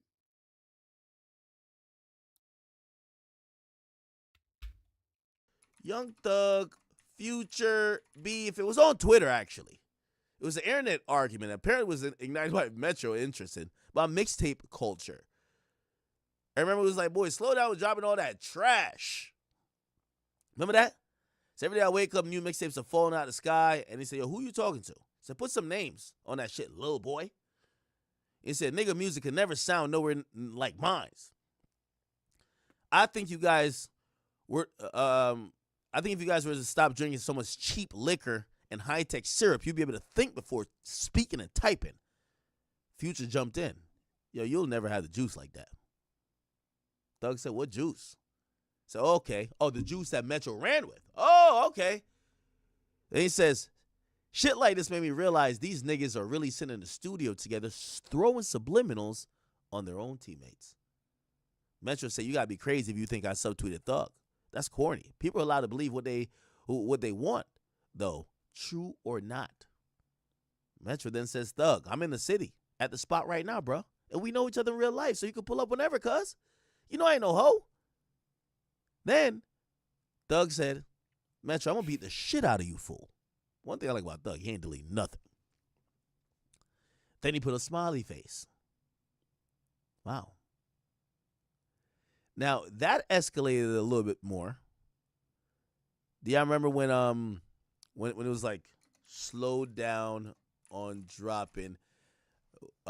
Future had said, yo, boy, Young Thug said that. He said, boy, slow down on dropping all that BS music. That's when Future was dropping a lot. Now, eventually that shit got squashed, right? It got squashed. We could probably get here and get some. I covered it too. Cool. You feel me? Okay. Too much FaceTime, brother. So cool. Now, we also got to remember, Thug was talking about Future on these jail calls recently. So I'm trying to figure out. Oh, look. Oh, yeah, I know. Look. Future says.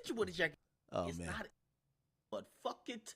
We ball. Now, we also retweeted a fan that said, rest in peace to Metro Thuggin. That's a pop.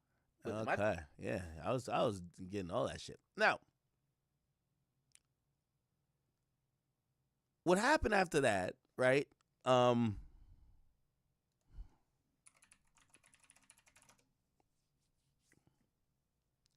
don't know. Let's look. 21 Savage, Future, beef. Do they have beef? I don't know. Now, okay. You know, so I was looking if they had issues. And when I was looking if they had issues, the first thing I looked at was collabs. So I said, how many times have they collabed with each other? Future 21 Savage song. And they did have a song, which was during the mixtape era for Savage, called X, right? I'm fucking on my ex bitch, right? Flexing on it. Yeah. It's on fleek. Yeah. Ex bitch. Yeah. When you were. Yep. All right, cool. But ever since that, then, we really haven't seen Savage and Future collab at all, which is kind of interesting. You know, obviously, you know, Gunna and Future is collabed, and Young Thug and Future is collabed, and you know, Savage and Gunna collabed, and Savage and Thug collabed. But really, we haven't seen, since that debut project, we haven't really seen, is this a real song? Let me see. I'm done apologizing. All the way up to your jaw. Step on the swag when I step on a bra.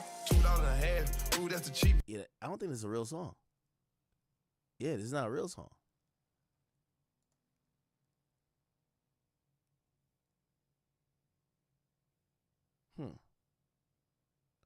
So I've been looking at. People have used our batteries to power their CPAP machines on some pretty epic adventures, like summiting Mount Kilimanjaro and trekking across the South Pole in Antarctica. We designed this battery specifically for CPAP, so it's plug and play and everybody get along to a certain extent.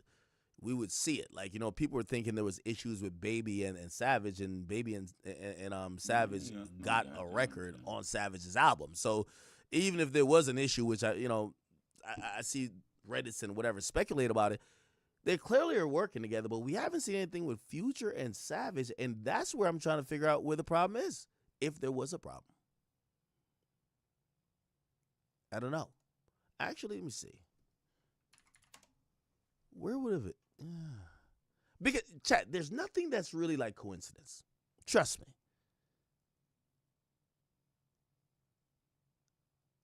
There gotta be a documentary somewhere. By the way, I remember when Savage came on my podcast in 2021, he bigged up Future. Yo, he bigged up Future more than Jay-Z. Listen to this. If I wasn't a rapper, I don't feel like I still would listen to Drake for real. It's just I'm a rapper, so I understand the work he put in now, like how hard he go.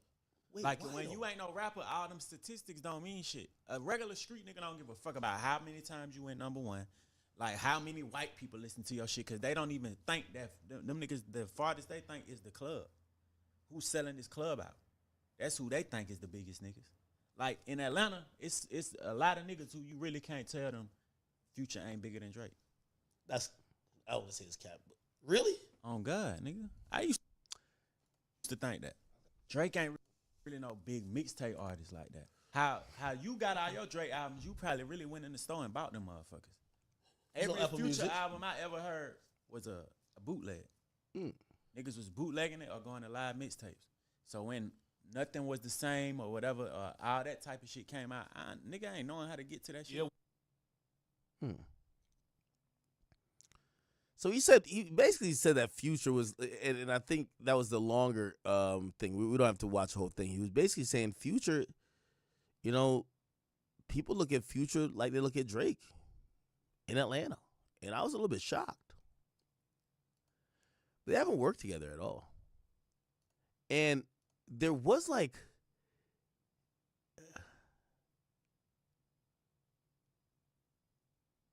I don't know, hold on.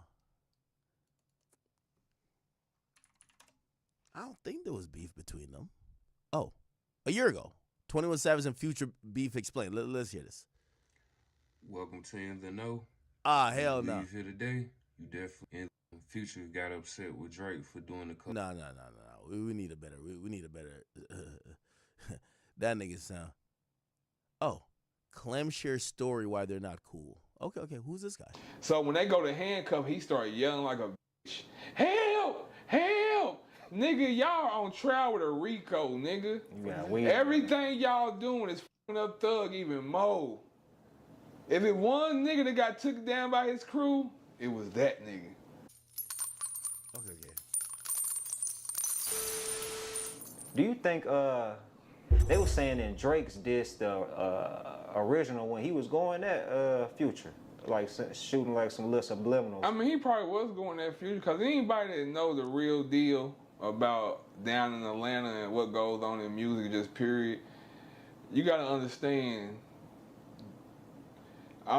This is all allegedly, but in my eyes, Future didn't like when Drake went and did an album with 21 Savage. You know what I'm saying? Cause you know, when motherfuckers do collab album with. Now, I've heard that. Being honest, I've heard that from like just random people. I've heard that from industry people. Which, like, industry niggas have told me, like, yo, Future took that as a diss. Like, yo, why you gonna do a collab album with another Atlanta rapper when you came and did one with me?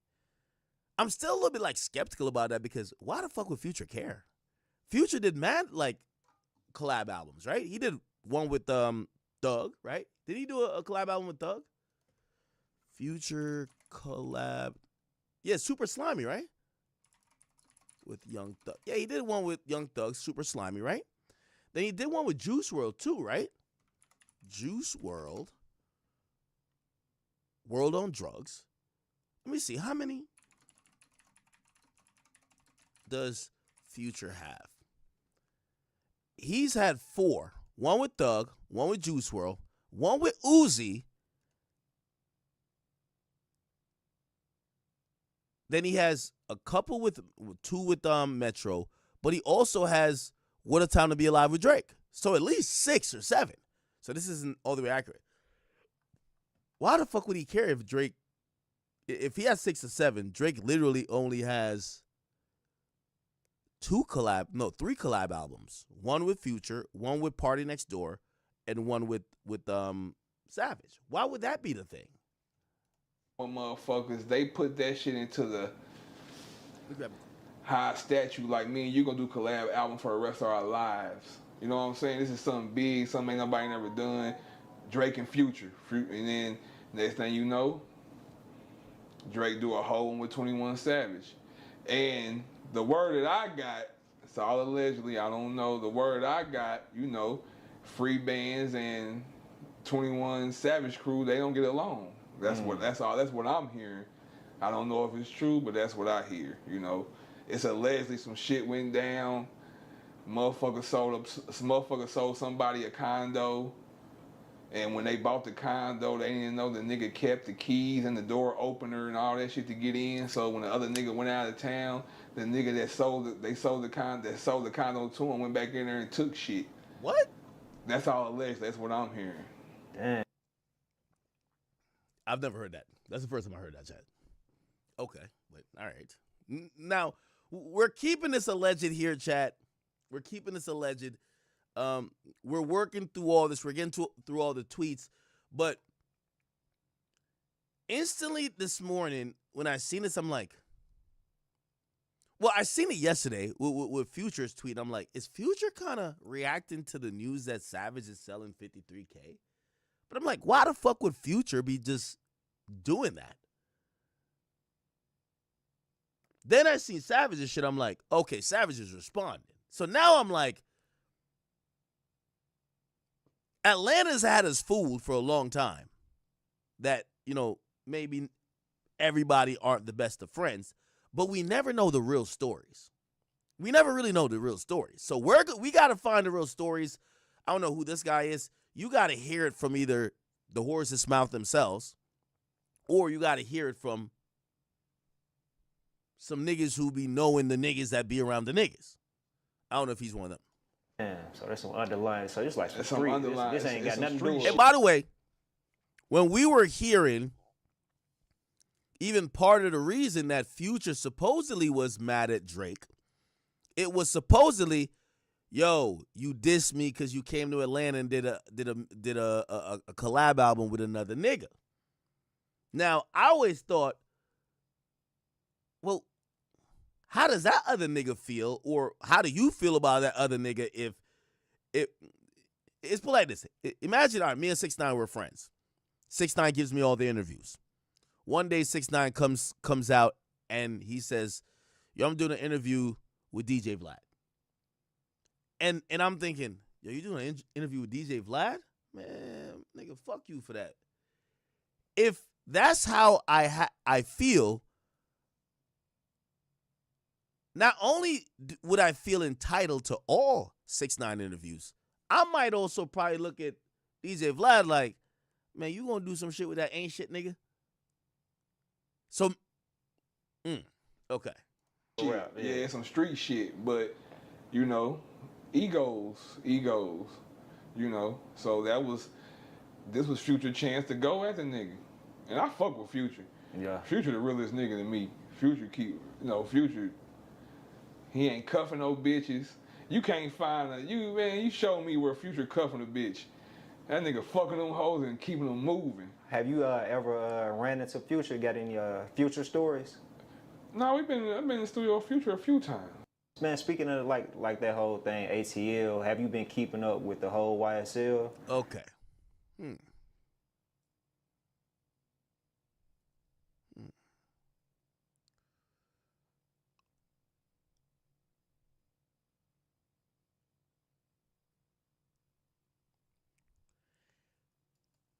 You know, I've been skeptical about that. I wish Future would speak on it. You see, Future don't do interviews. And I wish he did. Because it would sound crazy if he would be mad that Drake did a collab album with Savage, knowing that, yo, niggas, Savage is over in here. Atlanta. Savage is over here saying you're better than Drake. Like, Savage is low-key glazing. Like, or at least at that time, he's fucking glazing. Yo, Future's the best. So, like, you should want to be happy for him. It's a lot of niggas who you really can't tell them Future ain't bigger than Drake. That was his cap. On God, nigga. I used to think that.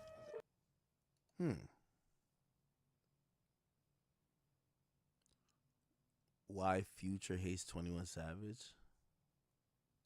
Have you heard that Future hates 21 Savage because of what Drake Sure, that's a crazy picture. did? Because of what Drake did. For those who don't know, there is a beef between Future and Drake, particularly related to Drake's collaboration with 21 Savage on the album, Her Loss. Future felt overshadowed by 21 Savage and Drake's project because Drake delayed a joint project with Future in favor of 21 Savage. Future was upset with Drake for doing an album with 21. Oh, shit. No, hold on. Oh, I forgot about that. Bruh, you remember Future got mad at Drake because he did an album with 21 Savage instead. I forgot.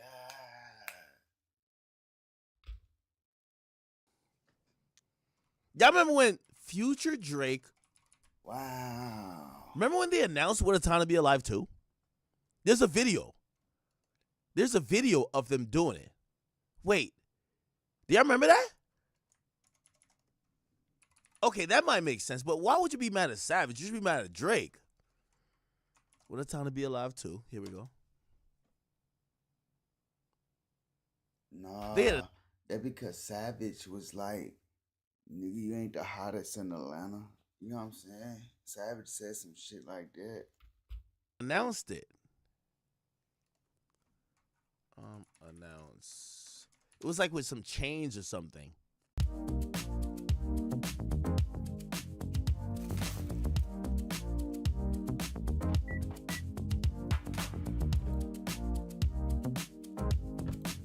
Live 2. Here we go. Usual. Niggas swear they pack. No. That's What a Time to Be Alive 1.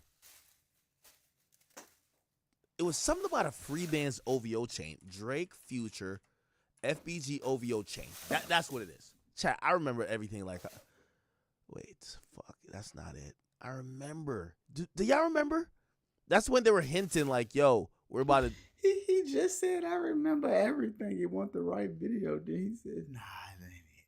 Chat, do y'all remember? No, act so funny, bro. Run it up again. Does anybody remember that? Like 100%. I remember they had shown off like a chain, and like you could tell like they were almost teasing like, yo, we're about to come back again with another like part 2. Look, they're teasing it. Here we go. What's that? We gotta cook that up. That too. It's already cooked. Yeah, it's already cooked. Top secret. Yeah. My brother. Top secret. FVG OVO. Unruly. Okay. And there's some of the chain. I remember it, chat, bro. I'm telling you, I got a great memory. Okay, so look like Drake, you know, and by the way, it's Drake, man. Like, you know, yeah, Drake probably told me, yo, listen, we're doing What a Time to Be Alive 2. And I would imagine, I understand if Future's like, Future probably took it as a big diss. We don't do What a Time to Be Alive 2, and you go to Atlanta and grab another rapper, and you think you're going up with him? I can see it. I can see it. Where's that one video? I can't find it. Okay.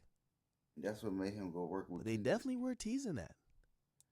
By the way, can I ask y'all a question? What do y'all think is a better project? What a Time to Be Alive or versus Her Loss?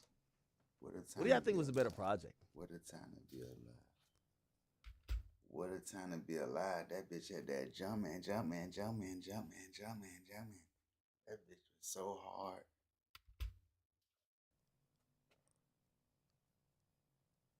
Oh, shit. I tweeted this 2 years ago? Yeah, bro, I be forgetting my own tweets. What's the Drake, the GOAT Drake collab project? Now we got to put in some sexy songs for you.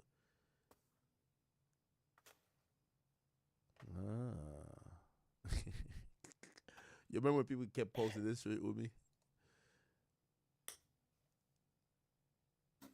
Just like that big ass gerbil. What do you think was the best one? Anyway. Wow, that's interesting. Okay, cool.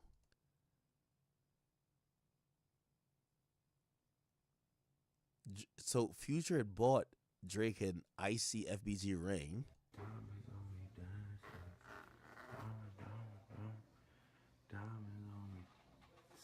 It's an FBG OVO ring. Okay.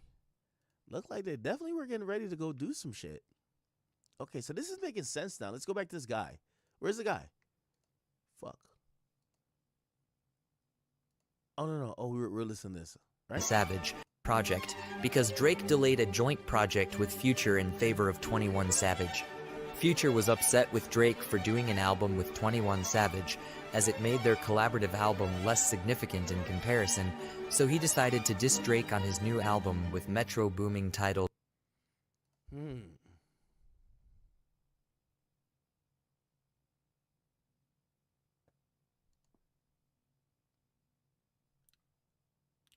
There gotta be a history to this. That's some female shit. Nigga, go work with another Atlanta nigga and you get mad on some baby mama shit. Oh, you can't work with 21. You gotta do my album first. Yo, old baby mama ass down.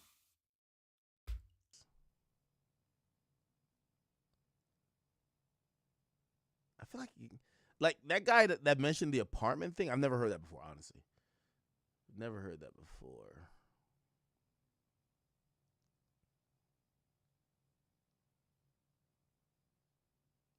Are there no documentaries about this?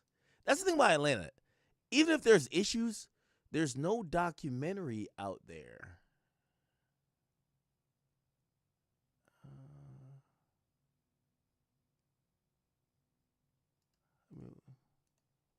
Rank these lyricists from Atlanta 1 through 5. You got Future, Baby, JID, Young Thug. That's you. 1 through 5. 1 through 5. I'm number 1. Based off of lyrics, yeah, I'm number 1. Lyrics, Jid number 2, Thug number 3, Baby number 4, Pluto number 5. Just off of lyrics. Okay, he got Future in there. He got Future in there. The thing is, we don't have... Yo, when's the last Future interview we had? Future interview. The last interview is the one... I remember it. The last interview was like 10 years ago he's done. Or maybe it was Click. No, he did one afterwards. That was the one I think he was complaining about Russell Wilson or some shit. Obviously, these don't count. 10 essentials you can't live without type shit. When's the last time we had a Future interview? Was it 6 years ago? I don't think that's... Yeah. I'm talking about a real interview.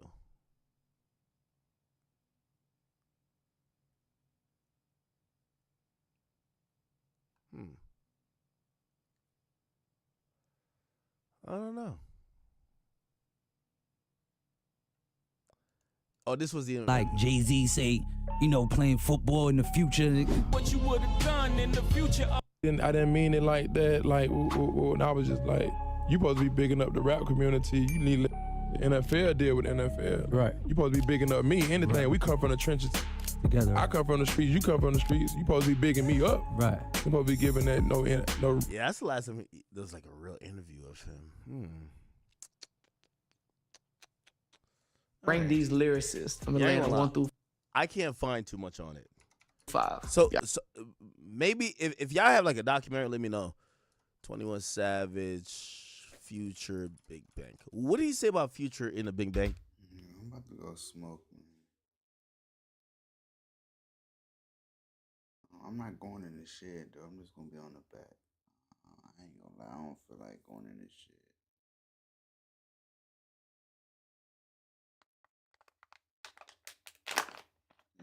Where they at though? Yeah. You remember that shit that said green beans, potatoes, tomatoes, ham, hog, dog. Interview. You said green beans, tomatoes.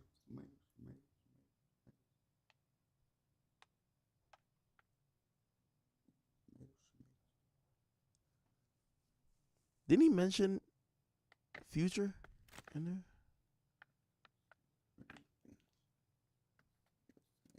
I don't know.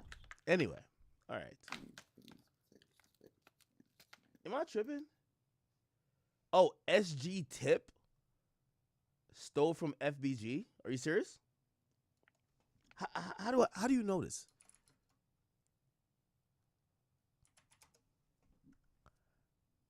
SG Tip.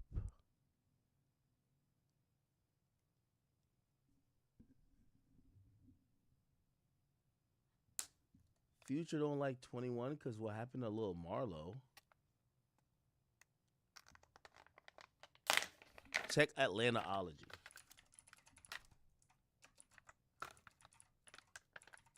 Beans, tomatoes. Oh, it's banned? What the fuck? Atlanta. Green beans, tomatoes. Wait. What's the Atlanta Reddit? Chat, we're going to get to everything. We're just trying to figure out, do they have a beef? Does Future and Savage have a beef?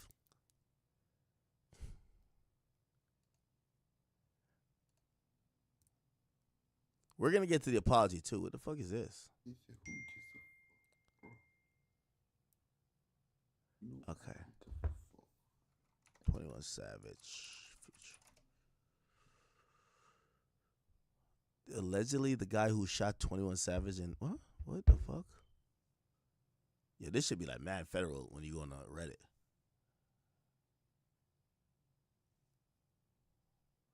Okay, 13 hours ago, Future in 21. Okay, that's Future officially clearing beef allegations with 21. Okay, let's read what the fuck that's about. What the fuck you want these niggas to beef? He love beef. Fuck. Oh, here we go. And Queso got arrested the same day. Here we go. What threw me off was when he told the first time. Chat. How we thought this was the first time Gunna told? How many times did he tell? Yo, he's talking.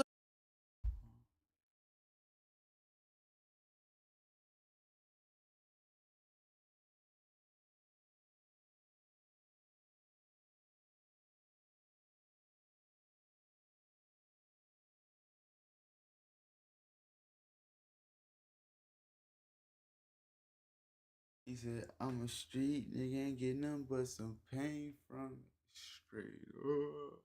Name another nigga, I'm just honest. I'm just honest. Got bitch kissing on bitch, I'm just honest. Damn.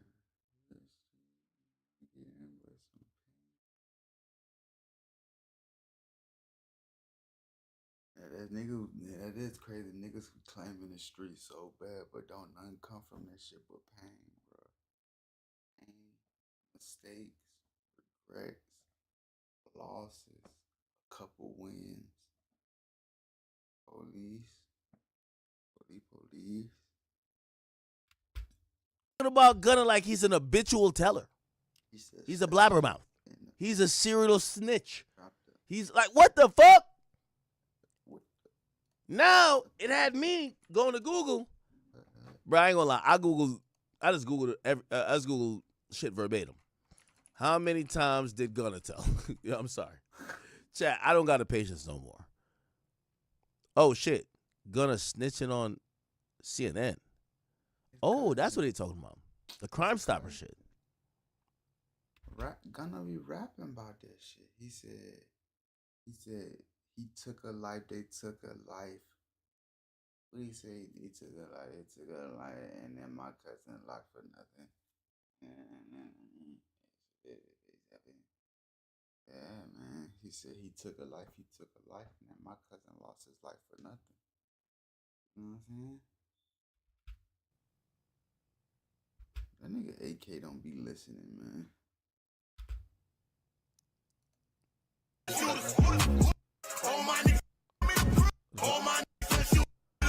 All right, bro.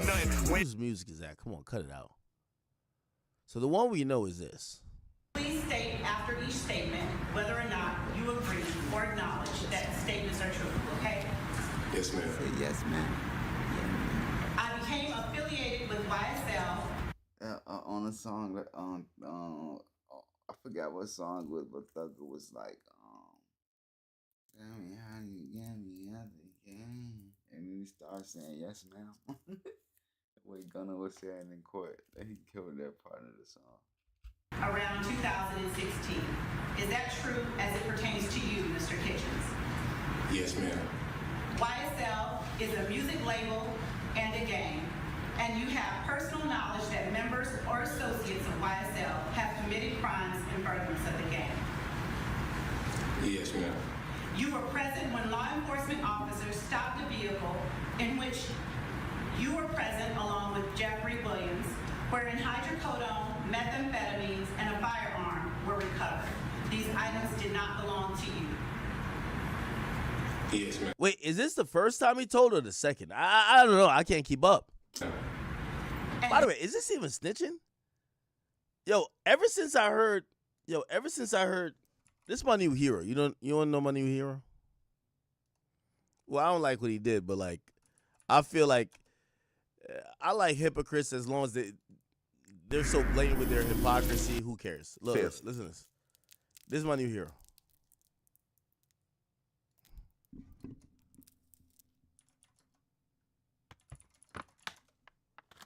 Here we go. No. But when the case come around and the trial come around, Scotty D out there in this lady house. They done drunk water in this lady house. God. That's collaborating all this evidence. That's here. I told, but Butter collaborated on this here. I snitched. I told, but Butter, that's collaborating all this evidence. But everybody's missing all this. It's just that somebody snitched. Somebody this here. I snitched. I told, but Butter collaborated all this evidence. Give me some more. Not a game, it's a game, and it must end. If you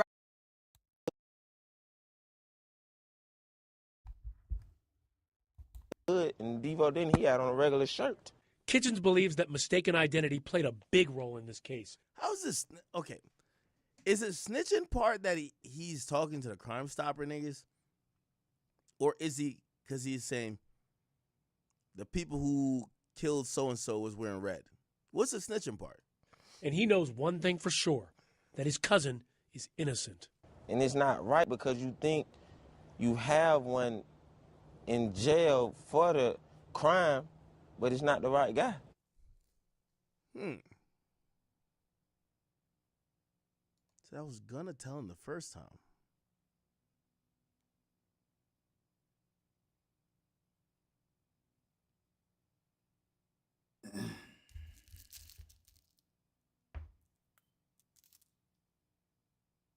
Two years ago, Savage speaking on Gunna. I don't know what it is, but I don't know how the hell I'm getting fat because I'm pescatarian, but saw whatever they saw, heard whatever they heard, and went and made music based off of that. But when I say something about how I really feel about Atlanta, like where I'm from, it's like a lot of gun violence, a lot of killings and shootings. That shit, it's catchy. People like it.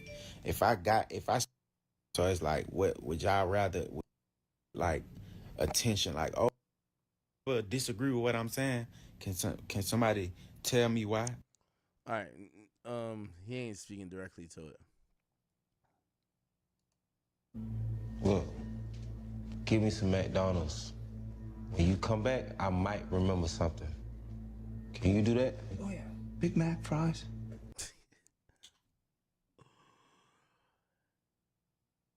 So the telling is, I'm being checked, man.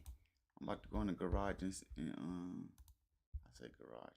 I'm about to go smoke, man. I'm being checked, man. What this nigga G say? He said, what nigga G said?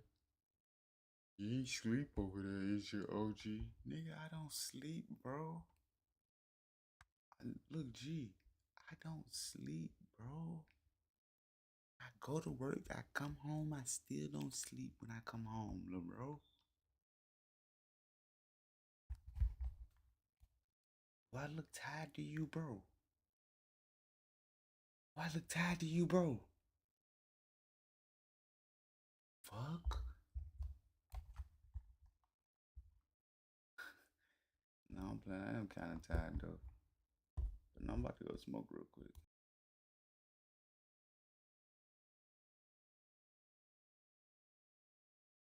Did Gunna snitch? Short answer, yes. Long answer, definitely. He confirmed YSL is a gang.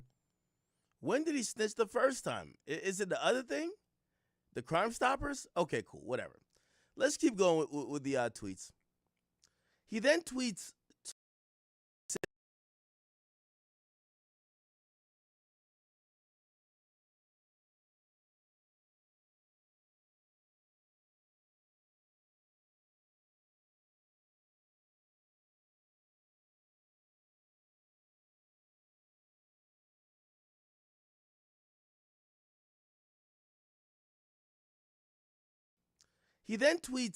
to Lil Baby. He says, yo, you're the one of the realest young niggas out this shit. Admit Slime was moving the goalposts and we were standing behind him because we love him, my brother. Now, I'm here to try to explain this. I've seen people tweet at me thinking that Savage was saying that, yo, we moved the goalposts for Young Thug. No, he's actually saying that, which, yo, the snitching argument where everybody has to be perfect is so tough. Because what Savage is actually saying is that, yo, we kind of rode for Thug out of loyalty when we felt like this guy was not a candidate or a member of the street. We allowed him to kind of portray that, but we knew he wasn't. That was out of loyalty to Jeffrey. And Savage at least is admitting himself, yeah, I knew it was fucked up when we embraced Gunna in that capacity, but I was getting you back.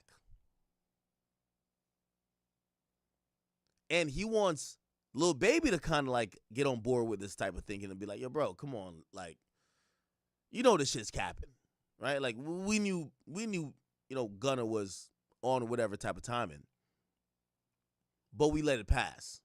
Now, I don't know if that looks too good for, like, you know, the music scene or, you know, the gangster scene, I guess, because, like, if y'all are admitting that y'all gave somebody a pass that shouldn't get a pass, if the streets is based on codes, aren't you, like, fucking up the entire shit? So he tweets that, then he tweets out, Quavo, Offset. I don't know how they got in the group chat, but he said, y'all niggas tell the world I put y'all on group text. I told y'all to squash it before you even got too far, nigga. If y'all was still together, y'all be unstoppable. He then says, man, last year I was the realest nigga for trying to stop Thug from exposing Gunna. But now I'm fake. He then tweets at QCP, who's the boss of Lil Baby, and he says, yo, I told you to your face.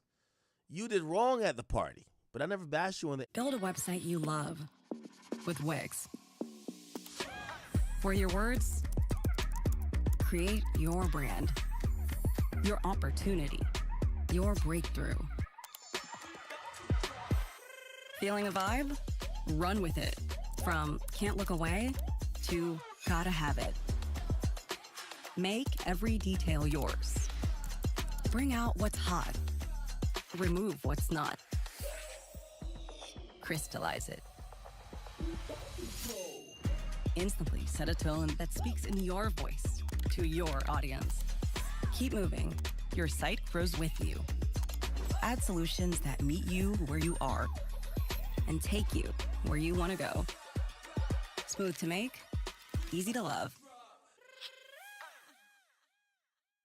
Respect that. But just say so. But you know, That's what they supposed to did. Like, but ain't nobody niggas trying to go at him to get clout. Yes, they have. Dirt said him. Dirt said something to him, but that's it. Like, Wham, them niggas ain't doing all this shit. Like, Wham unfollowed him. Yeah, but I mean, that's just that little boy shit. That ain't really saying that to no. Yeah, That's but just like, damn, I'm disappointed. Bro. Yeah, but that's still But guess what? Though, that what makes your you. position is, right? But I ain't saying they wrong. I'm just saying. Yeah, they jumped the gun. But Niggas look, supposed to have a conversation with you for they do anything. That's yeah, just but how I look at it. Wham did though. I hear it. I talked to Wham, so we get on the phone. Hey, you told Buddy them do that? I'm like, hell no. He's like, all right, say less. Say less. Same shit. I'm smart off top. Soon it happened. G off hit me. Yeah, but you still at Buddy party though. Like, I don't know, bruh. Like, I don't know, bruh. Like, yeah, that was good. Like, bruh. Yo, this is kind of sad because, yo, I'm going to be honest with you, man. It feels like Savage wanted everybody to, like, still be cool. Thug is in a fucked up place at the time. He's locked up. He feels away. He's seen Gunna take a plea. He feels Gunna sold him out. Yes, he's hearing from Gunna's lawyer, no, he's not going to take a stand, but Thug is like, nah, fuck that. Yo, you betrayed me. And Savage it's kind of like he don't want his homies to not fuck with each other. He thought you pushed up on me knowing you were business with a rat. It's a jazz That small you mouth can't man. do that. Yeah. Oh God, but he ain't lying though.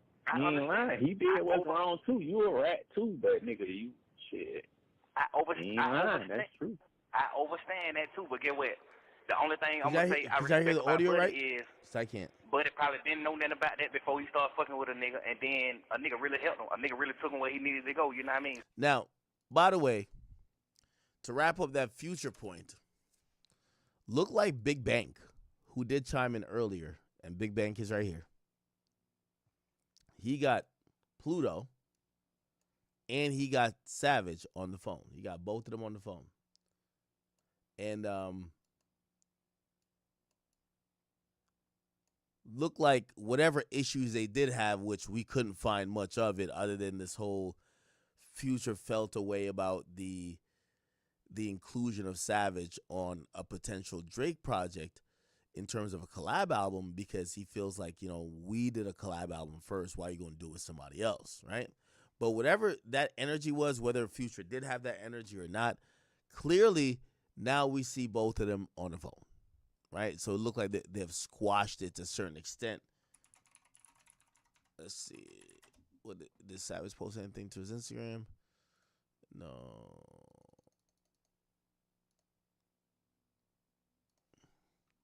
But it's on Twitter, right?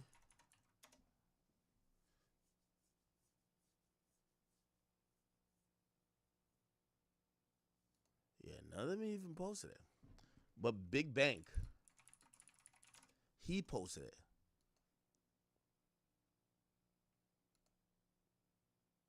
Here we go. Brazil. Yeah.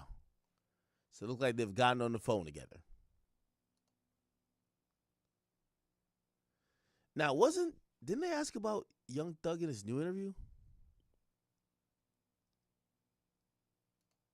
Nobody ain't been on the Billboard all year, this month or something. What no Billboard? rap artists ain't On what on Billboard? The top one. What is it? The one. Ain't no rap song been on the Hot 100 In the top 20. I bet you when this shit come out, something in the top 10. Nobody ain't been on the Billboard all year, this month or something. What no Billboard? rap artists ain't On what on Billboard? Do you bring Knife Talk? That song was originally. Who do you think could be president? They told me bombing on.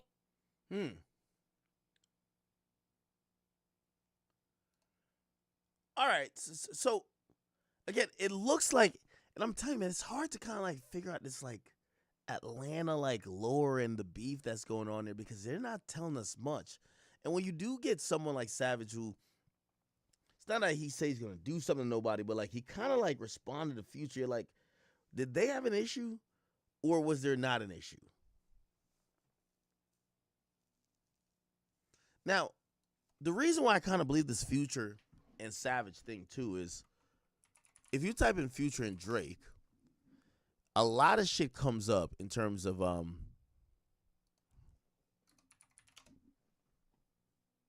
their whole, Today, Drake and Future stand.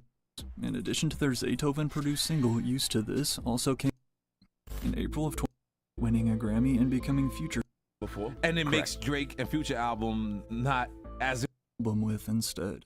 I got it being true too.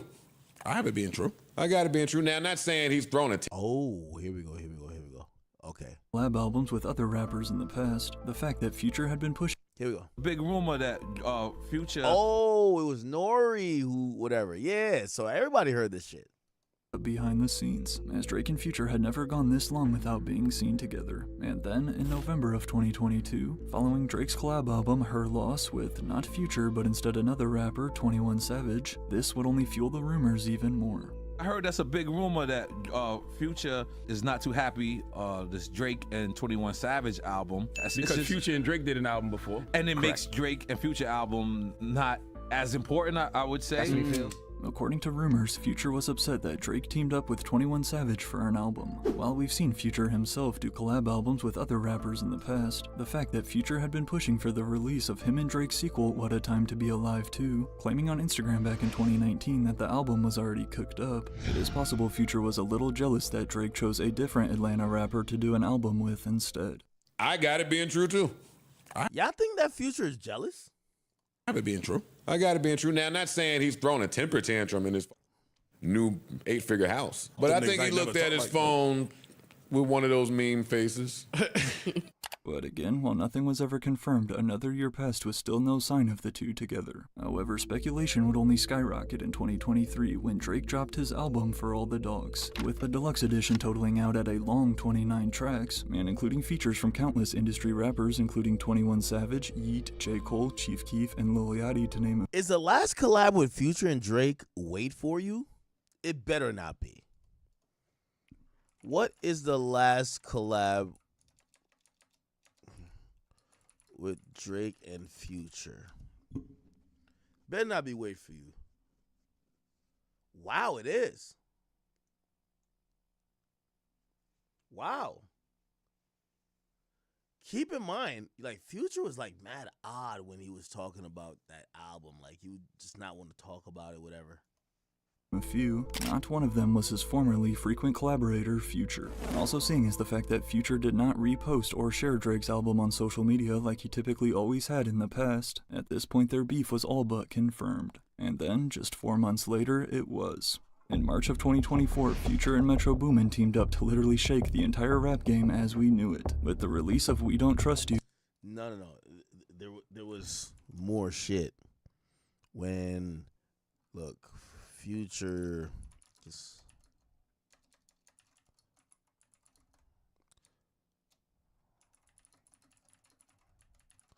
Here we go. He get asked about the collab with Drake, and he basically had this ominous, like, type of thing. He says it didn't happen, never happened.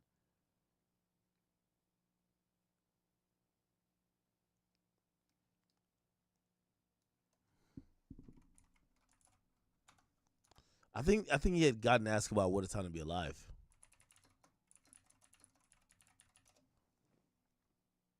Yeah, right here. Lastly, What a Time to Be Alive. It never happened, you know what I mean?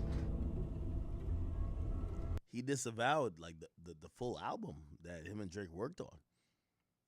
You see him showing off chains. You see Taliban Gang a couple of times, FBG.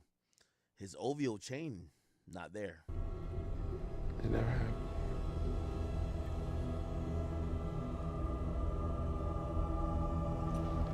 It never happened.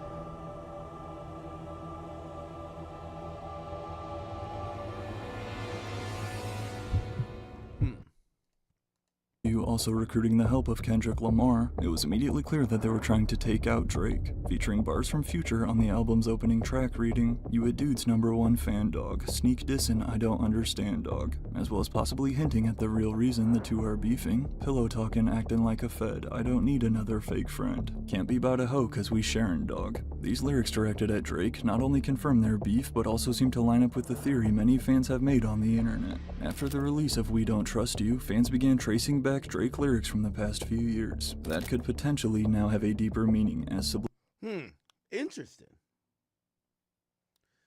Very interesting.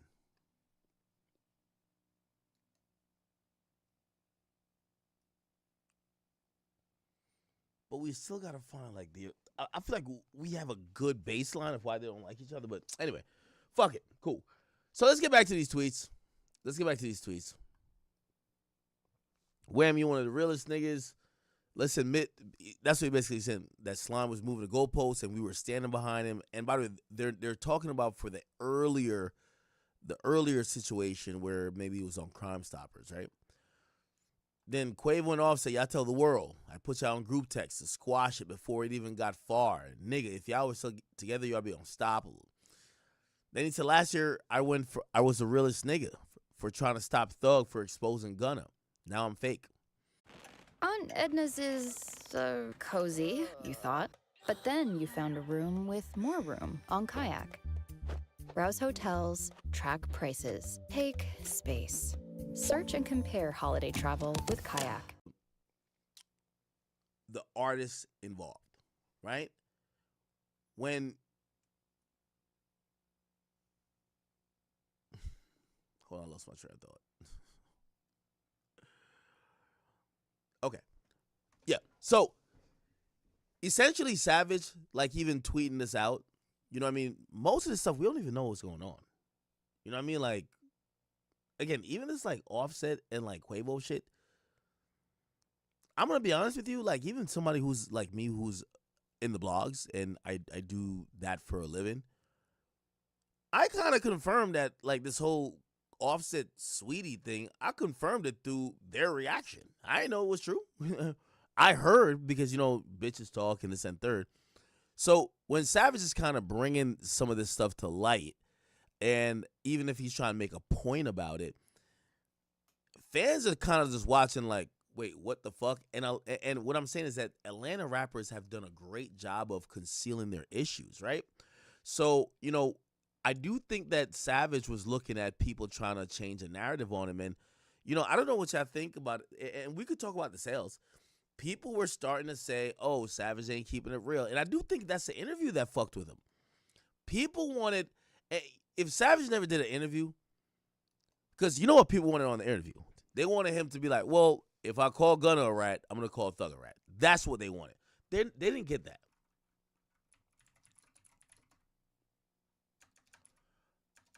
Let me see. 21 Savage, big. Here we go. No, not that. Not that. I was waiting on you.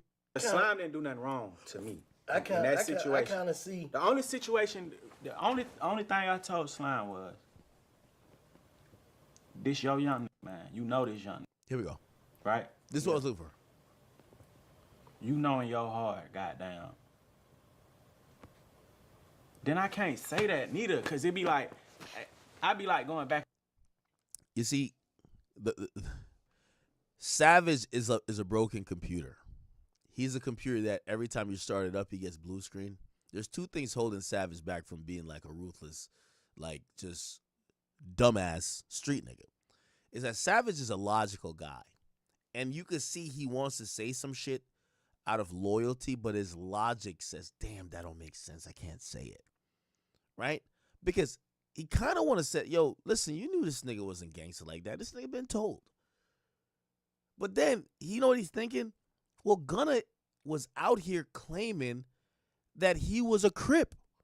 And we all allowed him, and we all, like, looked the other way when he was claiming he was a Crip. So if we come out and say, yo, you know he wasn't like that. Well, why did we allow him to claim a gang? So it's damned if you do, damned if you don't. And that's why Savage is in a tough spot trying to explain this shit, because it's like, there's no good answer. I think he did say the best things on Instagram, like, yo, let's get this shit back together. Like, yo, forgive people. I do think that's important.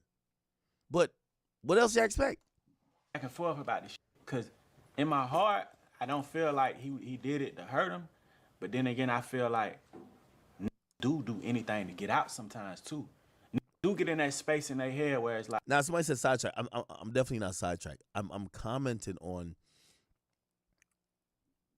why Savage thinks it's appropriate, because there's one way to look at this and say, yo, Savage kind of called out Thug, basically saying, yo, we didn't agree with you with calling some people snitches.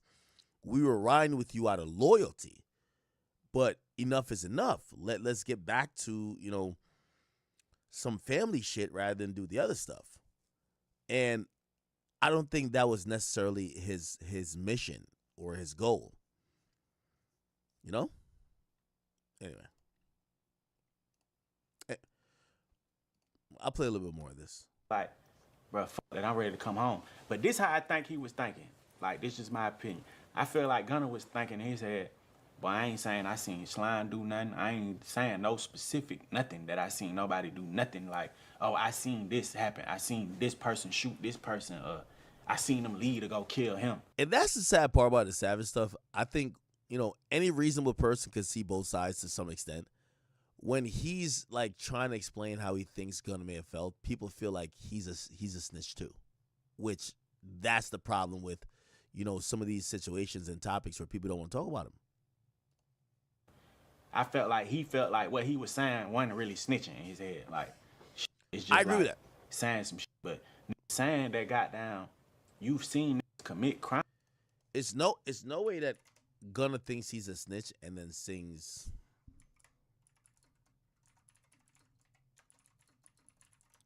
There's no way he thinks he's a snitch. He thinks he's a snitch, and then when it comes time for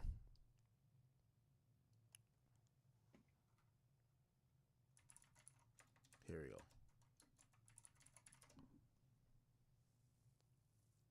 Why can't I find it? Yo, Twitter is definitely defeating.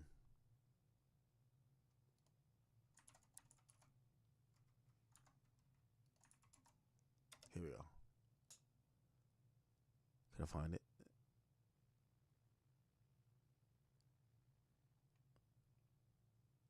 Wait, we can't find it? Hold on.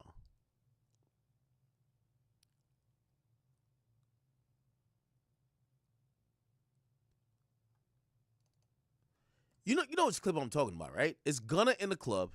Gunna Club Offset, where he's like, I ain't snitching on my man, nigga. Fuck a Fed tap. Right here.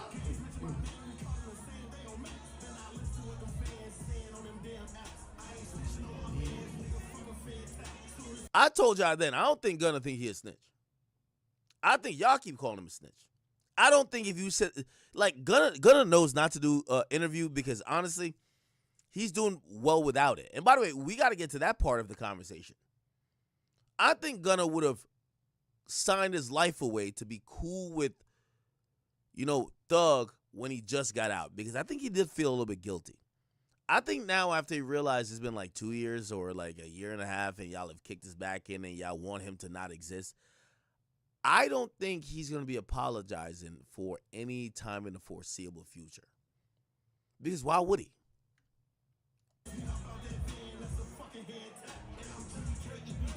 Yeah, why would he? Anyway, let me just play a little bit more of this. Crimes on behalf of YSL, that's bad, bro. That's not good. Like that don't no matter your intention to the people, to the world, well, not to the world, because the world switched. At first they were saying, goddamn, he was wrong. Now they saying he right. But goddamn, to like me and shit, like Gunna called me when he first got out, bro, on my mama. I was sitting in the bed. He was like, bro, what's up? I'm like, boy, yo ass home, boy, ooh, you good? Ooh, I ain't even see the video yet. Boom. Got down, I see the video. He called me, I think he was leaving the jail or something the first time I talked to him, or he just got in the house. The second time he called, I think he was telling me pull up, like everybody was at his spot. So got down, I done seen the video now. All right. Necessarily snitch on a nigga, like say, this nigga did this, but you saying you're helping them. All right, I'm gonna sum this bitch up because I feel like we're also beating a dead horse. So okay, let's read the rest of the tweets. It's last year I was a realist nigga. We read that already. It said QCP. I told you to your face you did wrong at the party, but I never bashed you on the internet because it would have made the city look bad because you're putting all the young niggas, and that would have fucked up the money, right? And then he actually apologized to Future. So I don't know what that apology is for. Maybe something happened. I don't know, but he's apologizing to Future. And then we get to see that him and Future are on FaceTime courtesy of Big Bang. So I'm guessing that, the beef or whatever issues they have is squashed. Also, when you look at Future's page, Future as well did at him, and Future said this, yo, 21 Savage, you're my little brother for infinity, us 6. Was this shady? You're my little brother. Don't Atlanta niggas say twinning them? Atlanta niggas be like twin. Why did he go with you're my little brother? Like, okay, like you. Is that instigating? Maybe, whatever. Okay.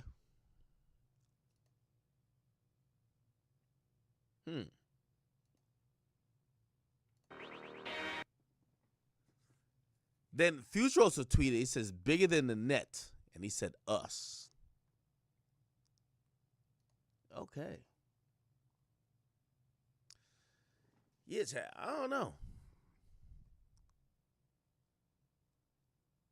Okay, anyway, let's get back to the tweets. And that seems to be the majority of the tweets, right? Where he's saying to QCP, I told you what I felt about this. Yo, let's make, long story short, short story shorter. I don't think people give a fuck about the majority of stuff that's, whether coming out through these tweets or whatever. I think it's a breaking point where these people have to pick a choice. I think even Savage. I think Savage is a loyal nigga. He's a loyal nigga. And not that he would be like, oh, yeah, I'm going to pick you and then we're going to go do a bunch of crimes together. I think his loyalty outweighs what the street code is, which it should. So, yeah, he might not be hanging with Gunna in certain times when it's like, street shit's afoot or they're having certain type of arguments and conversation. But I do not for a single second actually believe that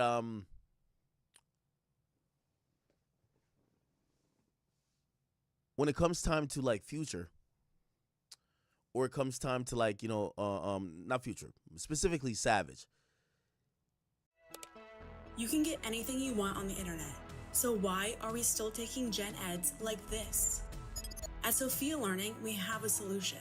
Sophia offers online college.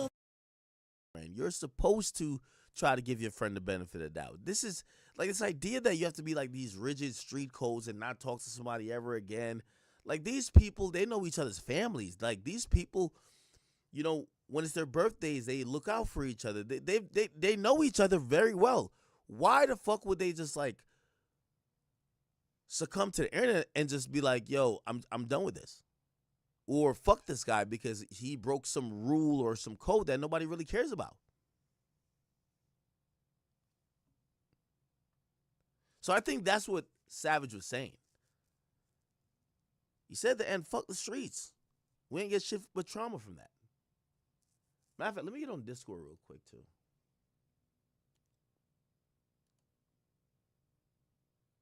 Can I get on Discord?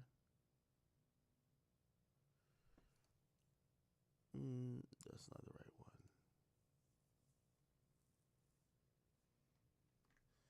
Give me 1 second.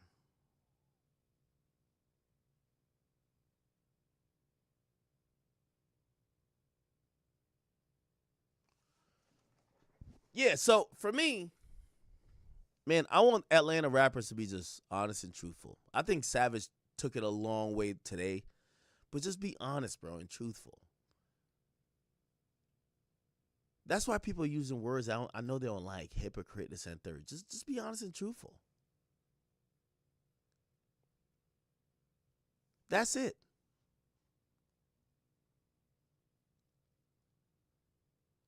Wham, you one of the realest things. We just seen Wham at some shit. Lil Baby showed up to Thug's whole thing. If you really felt like this guy was that crazy of a person or you hated him, like come on.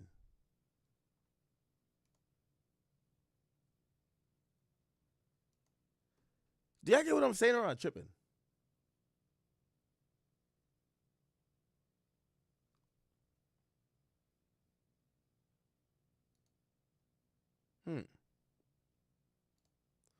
All right.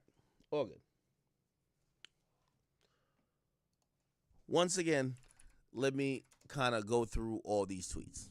And I know I took a long-ass time on them. Damn, it's like about to be 3 o'clock. Future tweeted some shit. Savage tweeted some shit that was a little bit more obvious. We seen Big Bang say, yo, take your position, King. You the one I'm with for life. That turns into him tweeting up a bunch of things. Wham. You one of the realest young niggas, bro. Let's admit Slime was moving the goalposts, bro, and we were standing behind it because we love our brother. He also says the Offset Quavo thing. Here's my fear with this. Because I do think niggas are living in delusion, I'm waiting for one of these niggas living in delusion to just try to blame all of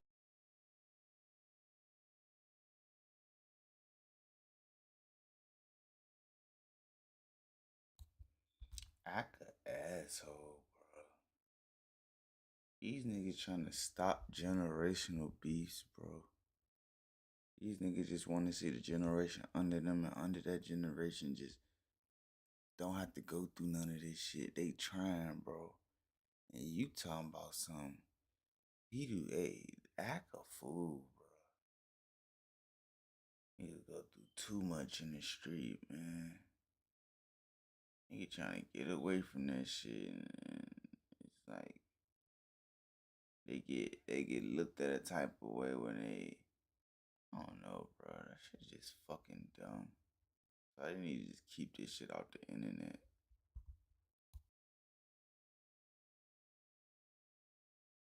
this on they're gonna blame all this on what am I thinking?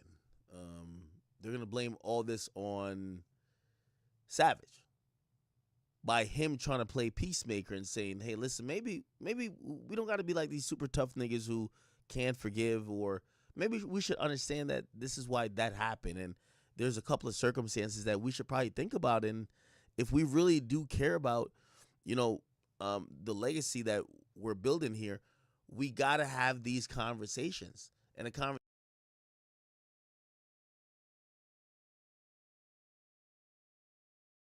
conversations can't be like we're all gangsters, so this is intolerable. We got to realize what we got going on. Like him saying, yo, where is it at? Fuck. He was like, basically, fuck the streets. I don't believe he doesn't respect the streets.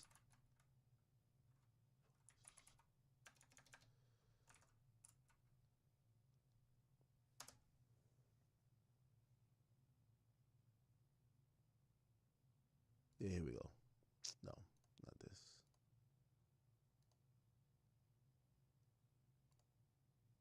Oh, we've seen that already.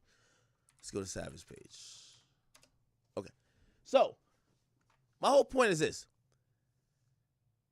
Savage is going in an area where you have to compromise and you have to learn to forgive. And you have to admit you're wrong. In any of this situation, the reason why, and I know y'all gonna say, oh, you're cool with him. No, nigga, like, bro, a lot of this stuff probably is like some street stuff. I think all this snitching stuff is stupid. I just think that I give Savage credit because it would kill these guys to fucking get online and just say, hey, we probably shouldn't have went that hard on Gunna. You know what? You know, we love Thug, and, you know, like, we kind of took a step back and we looked at it. Yo, Gunna, my bad that we did that to you, bro. Yo, Gunna, like, that's what's holding everything up. Y'all do realize this, right? It's like, I don't even think these guys got to be friends with Gunna. It's like, people are just looking at everybody. I'm not really even talking about Savage. They're looking at really Thug. And they're like, yo, Thug, bro, like, what's the word with you?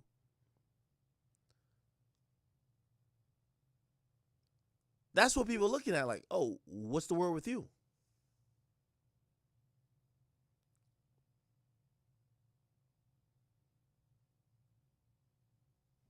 It's pretty simple. But here's the thing. There's a finality towards it. If you say, oh, I don't mind that this guy did A, B, and C, you're basically saying fuck the streets for life, right? Like, you know, you can't really like play the 50 on that.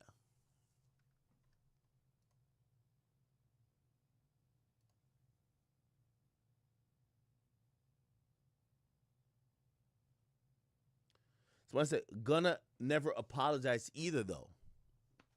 But I don't believe that it's not on Gunna to apologize, Because if y'all had it y'all way, he wouldn't have a career. And if his career wasn't going up or looking good, would y'all want an apology from Gunna? No. I'm not a mediator. Let me tell you this. Y'all Atlanta rappers, number one, I know I was being facetious, like, way back when I said, oh, y'all need to have some therapy. Yo, I heard Thug voice crack mad times when he was talking about Gunna in that Big Bang interview. Like, he was hurt to the core. You could tell, like, bro, he was hurt. We're seeing everybody act out of character, and not no one is trying to volunteer their ego or volunteer their time to be like, yo, you know what? We want to see this get better. That's the problem.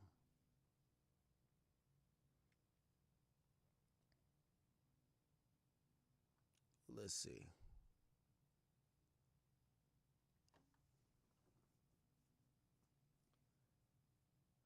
All their ego got to do is be like, yo, listen, you're Gunna. Honestly, man, you did bad, bro. Like, on a street level, like, we can't fuck with that. But you're our friend. And just like how, you know what looks crazy, chat? This is the craziest part about it. And this is why I kind of agree with Savage, and I'm glad it felt like he started having independent thinking. Yo, you know what looks horrible for Thug? All that shit you're saying,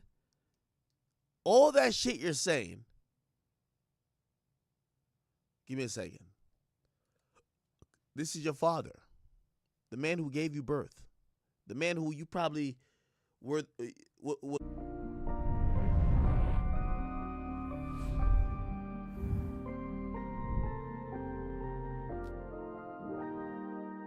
things that he could identify with, and this is your son. Not your son. I mean, this is your father. Sorry. Your father is hugging Gunna.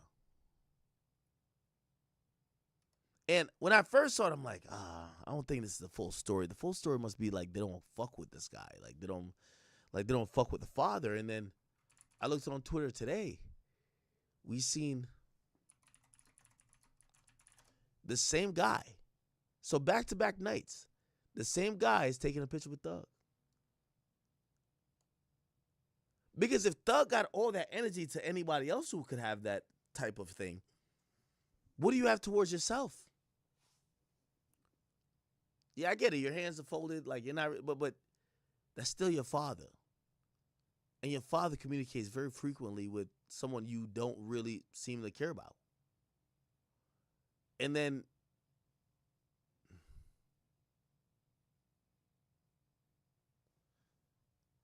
it's crazy when I watch this.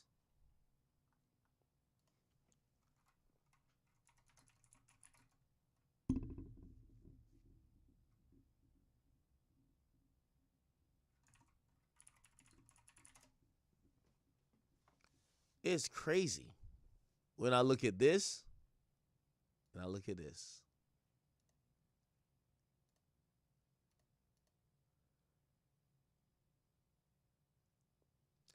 The important lesson to learn here is that most things in life are about the relationships you build, the people you meet. Thug's being stubborn. Thug, you damn near cried over that nigga, man. Of course you're hurt. Of course you want an explanation. But the idea that you're good without it, I don't believe for 1 second. You want that explanation. You want to figure out why Gunna did what he did. You want to figure out if Gunna really, like, heartlessly was saying, fuck this nigga Thug, I don't care what happened to him. You definitely want these things. But we're all left with the same questions. And that's why I like Savage for advancing it. So none of y'all gonna say nothing?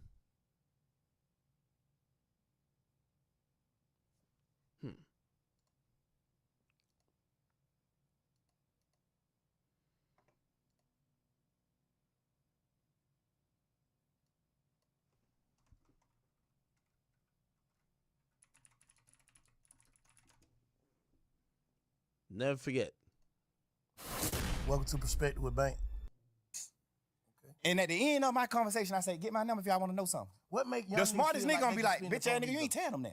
What make y'all young niggas feel like y'all can spin the police though? Just I come don't on. understand that though. I don't Bruh. understand that. Man, the week all us went on and took our pleas at the end of the and Ola ran on the phone. Hey, bro, me and Goo out, motherfucker, people on this case. All you know is 3 niggas. Me, Gunna, and Duke. That's the only niggas you know on this case, Gunna. So when you said, yes, I know 3 or more niggas that committed these crimes, who the fuck is you talking about? Me, Gunna, and Duke? Cause we the only niggas you know anyway. I know you could have been talking about anybody. It's cool. But just so happen how the dice roll, you don't know nothing but 3 niggas. So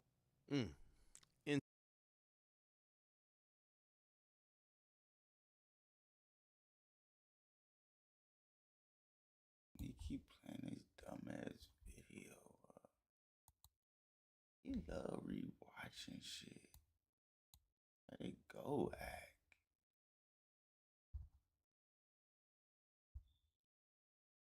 Fuck, I thought he was gonna talk about.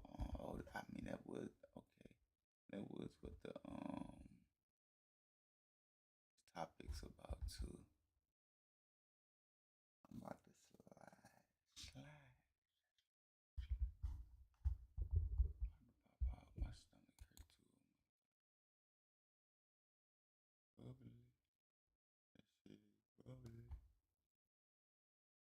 My shit keep bubbling. I keep bubbling. It ain't too much. Here. My stomach bubbling.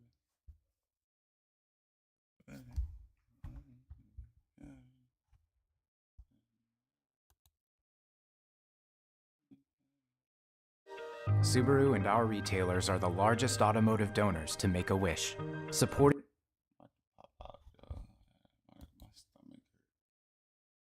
Hip hop isn't a Damn, my shit hurt. I don't know why. I thought I'm gonna slide through tomorrow, maybe, man. I'll probably skip